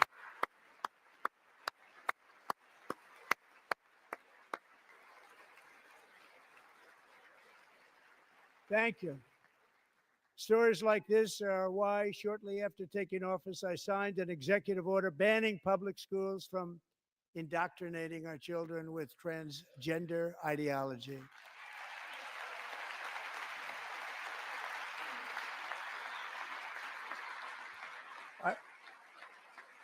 I also signed an order to cut off all taxpayer funding to any institution that engages in the sexual mutilation of our youth.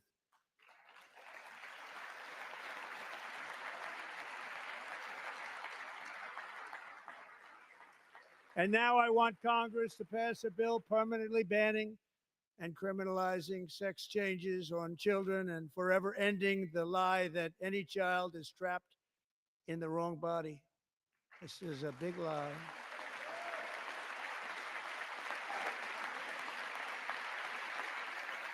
And our message to every child in America is that you are perfect exactly the way God made you.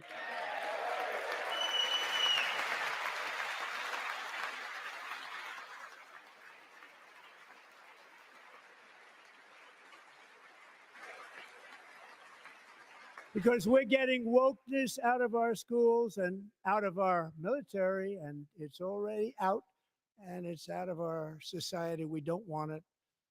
Wokeness is trouble. Wokeness is bad. It's gone. It's gone. And we feel so much better for it, don't we? Don't we feel better?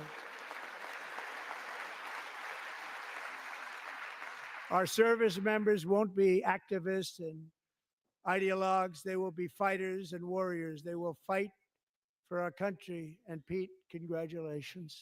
Secretary of Defense, congratulations.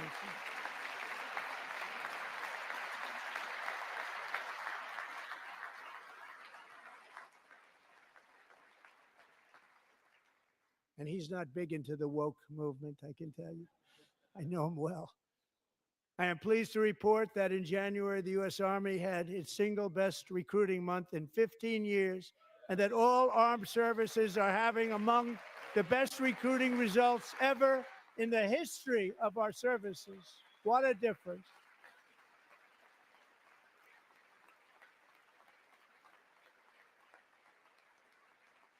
And you know, it was just a few months ago where the results were exactly the opposite. We couldn't recruit anywhere. We couldn't recruit. Now we're having the best results just about that we've ever had. What a tremendous turnaround. It's really a beautiful thing to see. People love our country again. It's very simple. They love our country and they love being in our military again. So it's a great thing. And thank you very much. Great job. Thank you.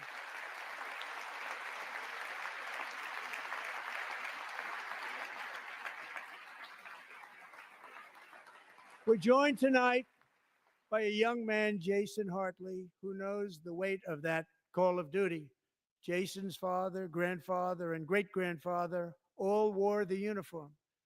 Jason tragically lost his dad, who was also a Los Angeles County Sheriff's deputy when he was just a boy, and now he wants to carry on the family legacy of service. Jason is a senior in high school, a six-letter varsity athlete, a really good athlete, they say, a brilliant student with a 4.46, that's good, GPA. And his greatest dream is to attend the U.S. Military Academy at West Point.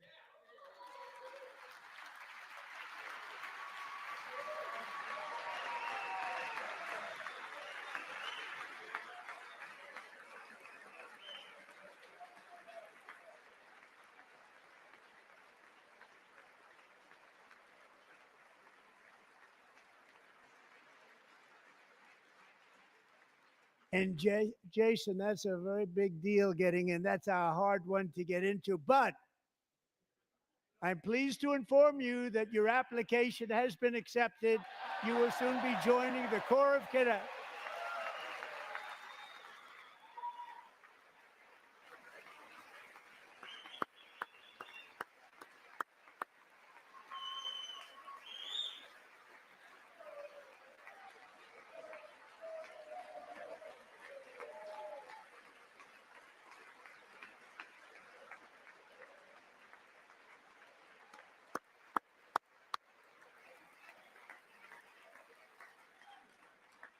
Thank you.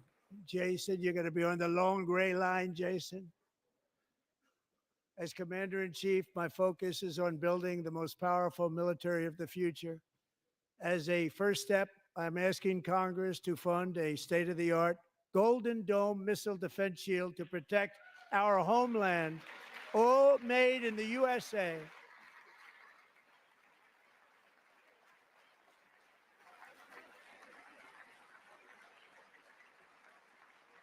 And Ronald Reagan wanted to do it long ago, but the technology just wasn't there, not even close. But now we have the technology. It's incredible, actually.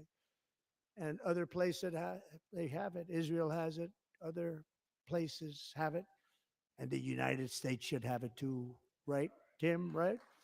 They should have it too. So I want to thank you. But it's a very, very important. This is a very dangerous world. We should have it. We want to be protected, and we're going to protect our citizens like never before. To boost our defense industrial base, we are also going to resurrect the American shipbuilding industry, including commercial shipbuilding and military shipbuilding.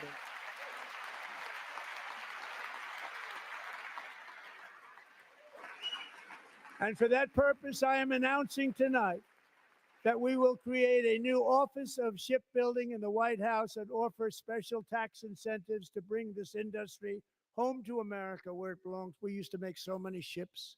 We don't make them anymore very much, but we're going to make them very fast, very soon. It will have a huge impact. To further enhance our national security, my administration will be reclaiming the Panama Canal, and we've already started doing it.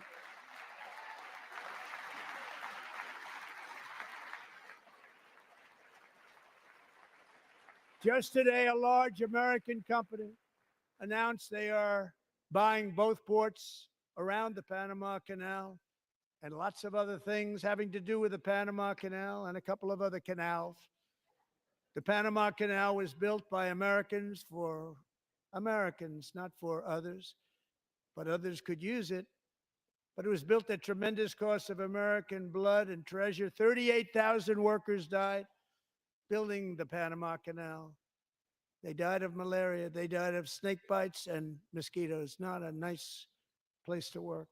They paid them very highly to go there, knowing there was a 25% chance that they would die. The most expensive project also that was ever built in our country's history, if you bring it up to modern day costs.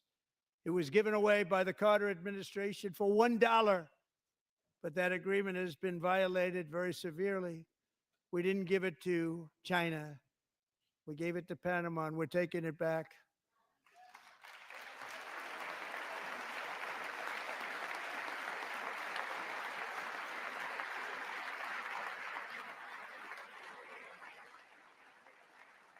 And we have Marco Rubio in charge. Good luck, Marco. Now, we know who to blame if anything goes wrong. Marco's been amazing, and he's going to do a great job. Think of it. He got 100 votes. You know, he was approved with actually 99, but the 100th was this gentleman, and I feel very certain. So let's assume he got 100 votes. And I'm either very, very happy about that or I'm very concerned about it. But he's already proven. I mean, he's a great gentleman. He's respected by everybody, and we appreciate you voting for Marco. He's going to do a fantastic job. Thank you. Thank you. He's doing a great job. Great job. And I also have a message tonight for the incredible people of Greenland. We strongly support your right to determine your own future. And if you choose, we welcome you into the United States of America. We need Greenland for national security and even international security. And we're working with everybody involved to try and get it. But we need it really for international world security. And I think we're going to get it. One way or the other, we're going to get it. We will keep you safe. We will make you rich, and together we will take Greenland to heights like you have never thought possible before. It's a very small population, but very, very large piece of land and very, very important for military security. America is once again standing strong against the forces of radical Islamic terrorism. 3.5 years ago, ISIS terrorists killed 13 American service members and countless others in the Abbey Gate bombing during the disastrous and incompetent withdrawal from Afghanistan. Not that they were withdrawing, it was the way they withdrew. Perhaps the most embarrassing moment in the history of our country. Tonight, I am pleased to announce that we have just apprehended the top terrorist responsible for that atrocity, and he is right now on his way here to face the swift sword of American justice.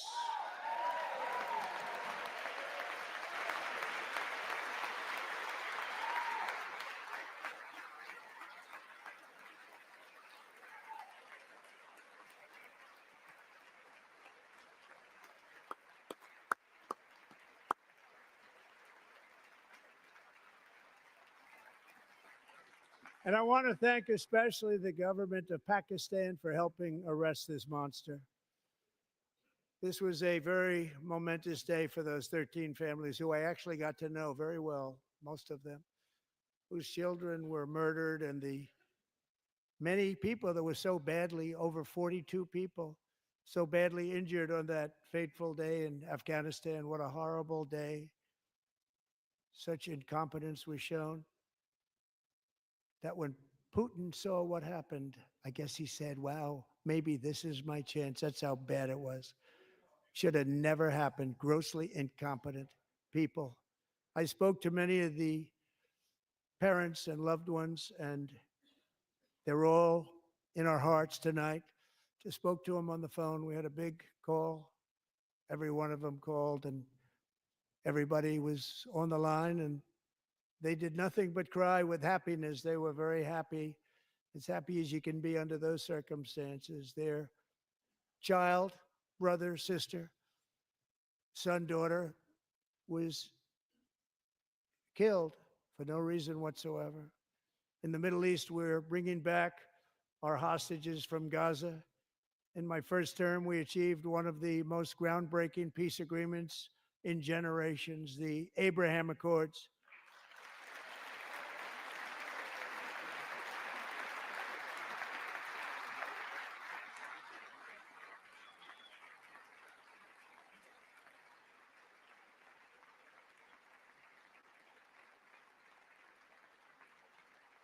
And now we're going to build on that foundation to create a more peaceful and prosperous future for the entire region. A lot of things are happening in the Middle East. People have been talking about that so much lately with everything going on with Ukraine and Russia. But a lot of things are happening in the Middle East. It's a rough neighborhood, actually. I'm also working tirelessly to end the savage conflict in Ukraine. Millions of Ukrainians and Russians have been needlessly killed or wounded in this horrific and brutal conflict with no end in sight.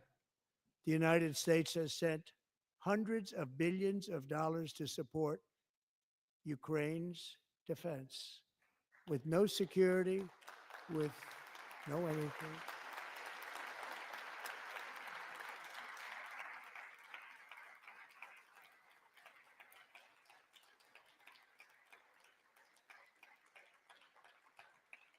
Do you want to keep it going for another 5 years?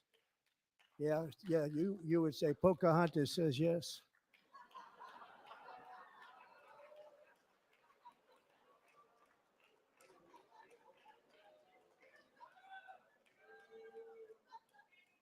$2,000 people are being killed every single week. More than that. They're Russian young people. They're Ukrainian young people. They're not Americans, but I want it to stop. Meanwhile, Europe has sadly spent more money buying Russian oil and gas than they have spent on defending Ukraine by far. Think of that. They've spent more buying Russian oil and gas than they have defending. And we've spent perhaps $350 billion, like taking candy from a baby. That's what happened. And they've spent $100 billion. What a difference that is. And we have an ocean separating us, and they don't. But we're getting along very well with them, and lots of good things are happening. Biden has authorized more money in this fight than Europe has spent by billions and billions of dollars. It's hard to believe that they wouldn't have stopped it and said at some point, come on, let's equalize. You got to be equal to us. That didn't happen. Earlier today, I received an important letter from President Zelensky of Ukraine.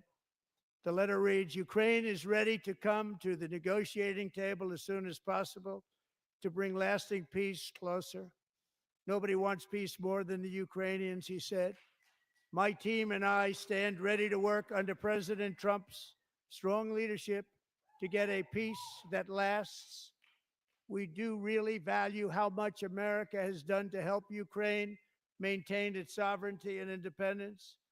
Regarding the agreement on minerals and security, Ukraine is ready to sign it at any time that is convenient for you.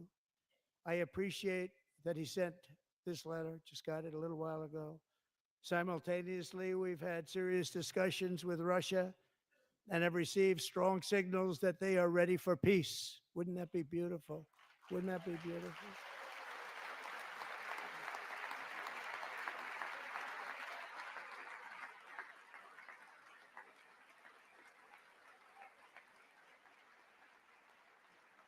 Wouldn't that be beautiful?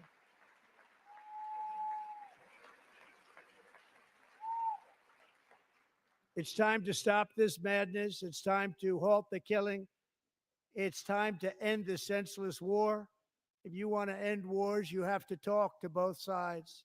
Nearly 4 years ago, amid rising tensions, a history teacher named Mark Fogel was detained in Russia and sentenced to 14 years in a penal colony. Rough stuff. The previous administration barely lifted a finger to help him. They knew he was innocent, but they had no idea where to begin. But last summer, I promised his 95-year-old mother, Malphine, that we would bring her boy safely back home. After 22 days in office, I did just that, and they are here tonight.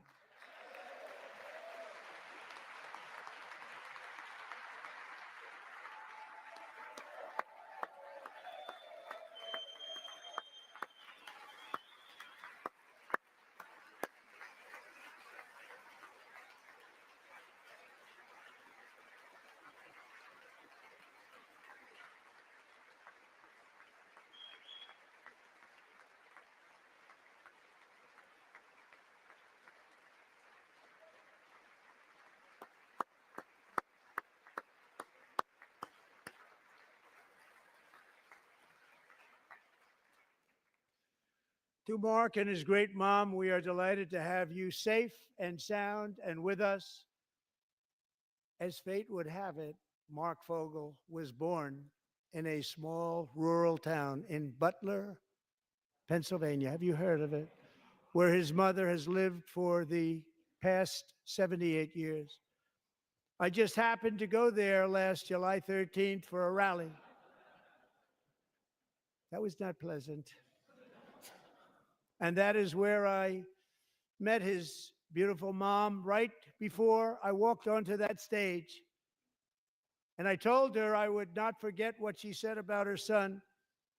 And I never did I? Never forgot. Less than 10 minutes later, at that same rally, gunfire rang out, and a sick and deranged assassin unloaded 8 bullets from his sniper's perch into a crowd of many thousands of people. My life was saved by a fraction of an inch, but some were not so lucky. Corey Comparator was a firefighter, a veteran, a Christian, a husband, a devoted father, and above all, a protector. When the sound of gunshots pierced the air, it was a horrible sound. Corey knew instantly what it was and what to do. He threw himself on top of his wife and daughters and shielded them from the bullets with his own body. Corey was hit really hard. You know the story from there. He sacrificed his life to save theirs. 2 others, very fine people, were also seriously hit. But thankfully, with the help of 2 great country doctors, we thought they were gone and they were saved. So those doctors had great talent.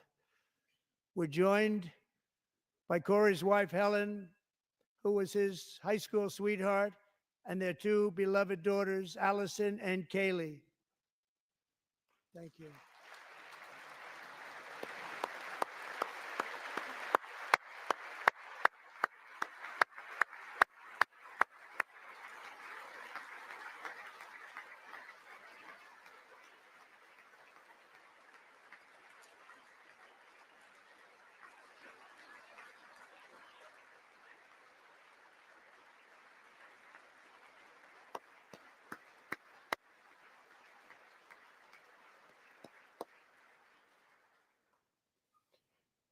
To Helen, Allison, and Kaylee, Corey is looking down on his 3 beautiful ladies right now, and he is cheering you on. He loves you. He is cheering you on. Corey was taken from us much too soon, but his destiny was to leave us all with a shining example of the selfless devotion of a true American patriot. It was love like Corey's that built our country, and it's love like Corey's that is going to make our country more majestic than ever before. I believe that my life was saved that day in Butler for a very good reason. I was saved by God to make America great again. I believe that. Thank you. Thank you.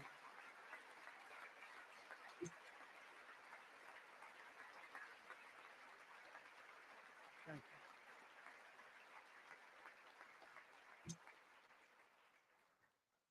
Thank you very much. From the patriots of Lexington and Concord to the heroes of Gettysburg and Normandy, from the warriors who crossed the Delaware to the trailblazers who climbed the Rockies, and from the legends who soared at Kitty Hawk to the astronauts who touched the moon, Americans have always been the people who defied all odds, transcended all dangers, made the most extraordinary sacrifices, and did whatever it took to defend our children, our country, and our freedom. And as we have seen in this chamber tonight, that same strength, faith, love, and spirit is still alive and thriving in the hearts of the American people. Despite the best efforts of those who would try to censor us, silence us, break us, destroy us, Americans are today a proud, free, sovereign, and independent nation that will always be free, and we will fight for it till death. We will never let anything happen to our beloved country, because we are a country of doers, dreamers, fighters, and survivors. Our ancestors crossed a vast ocean, strode into the unknown wilderness, and carved their fortunes from the rock and soil of a perilous and very dangerous frontier. They chased our destiny across a boundless continent. They built the railroads, laid the highways, and graced the world with American marvels like the Empire State Building, the mighty Hoover Dam, and the towering Golden Gate Bridge. They lit the world with electricity, broke free of the force of gravity, fired up the engines of American industry, vanquished the communists, fascists, and Marxists all over the world, and gave us countless modern wonders sculptured out of iron, glass, and steel. We stand on the shoulders of these pioneers who won and built the modern age. These workers who poured their sweat into the skylines of our cities. These warriors who shed their blood on fields of battle and gave everything they had for our rights and for our freedom. Now it is our time to take up the righteous cause of American liberty. And it is our turn to take America's destiny into our own hands and begin the most thrilling days in the history of our country. This will be our greatest era. With God's help, over the next 4 years, we are going to lead this nation even higher, and we are going to forge the freest, most advanced, most dynamic, and most dominant civilization ever to exist on the face of this earth. We are going to create the highest quality of life, build the safest and wealthiest and healthiest and most vital communities anywhere in the world. We are going to conquer the vast frontiers of science, and we are going to lead humanity into space and plant the American flag on the planet Mars and even far beyond.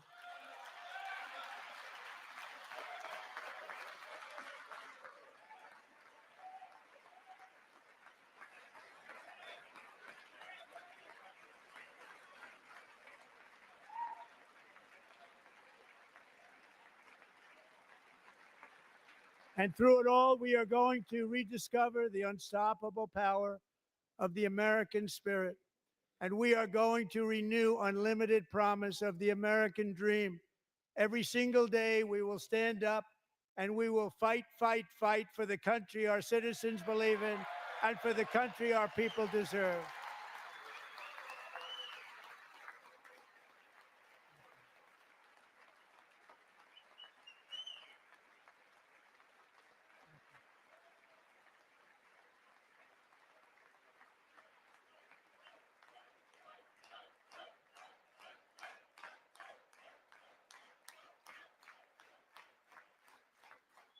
My fellow Americans, get ready for an incredible future, because the golden age of America has only just begun.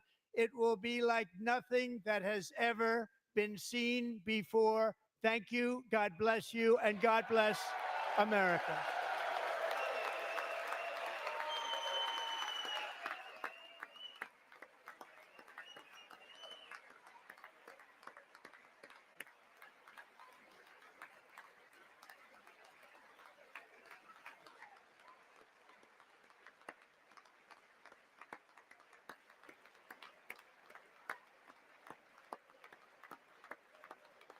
Thank you, everybody. Thank you.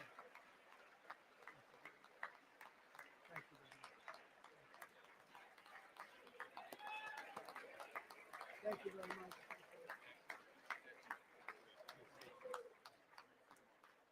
Thank you very much.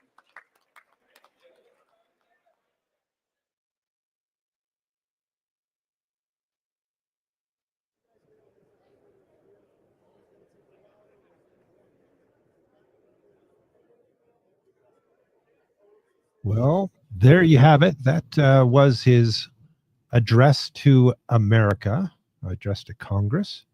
Um, Nothing earth shattering. He reiterated several of the things that he had previously talked about. He opened up with a line that he said that our country will be woke no longer. That was a pretty big one. And yeah, I think that really what was stark and stunning about this whole thing was the Democrats were just petulant and rude and disrespectful at a level I don't know that they can come back from. I really don't. It's sad and disrespectful that or disappointing that they had to go down that road. The fun part is that there was several of the signs that they were holding up, and they were holding signs up. The Democrats were holding signs up that said "liar," Musk steals, save Medicaid. And we already talked about the Medicaid thing. The Medicaid budget has gone up, not down. It is just a huge lie when the Democrats are saying that they've. Thank you very much. It's an honor to have King Abdullah. Just disappointing that they would go down that road and say that that Trump is going to cut the Medicaid and cut Medicare and cut Social Security and cut VA.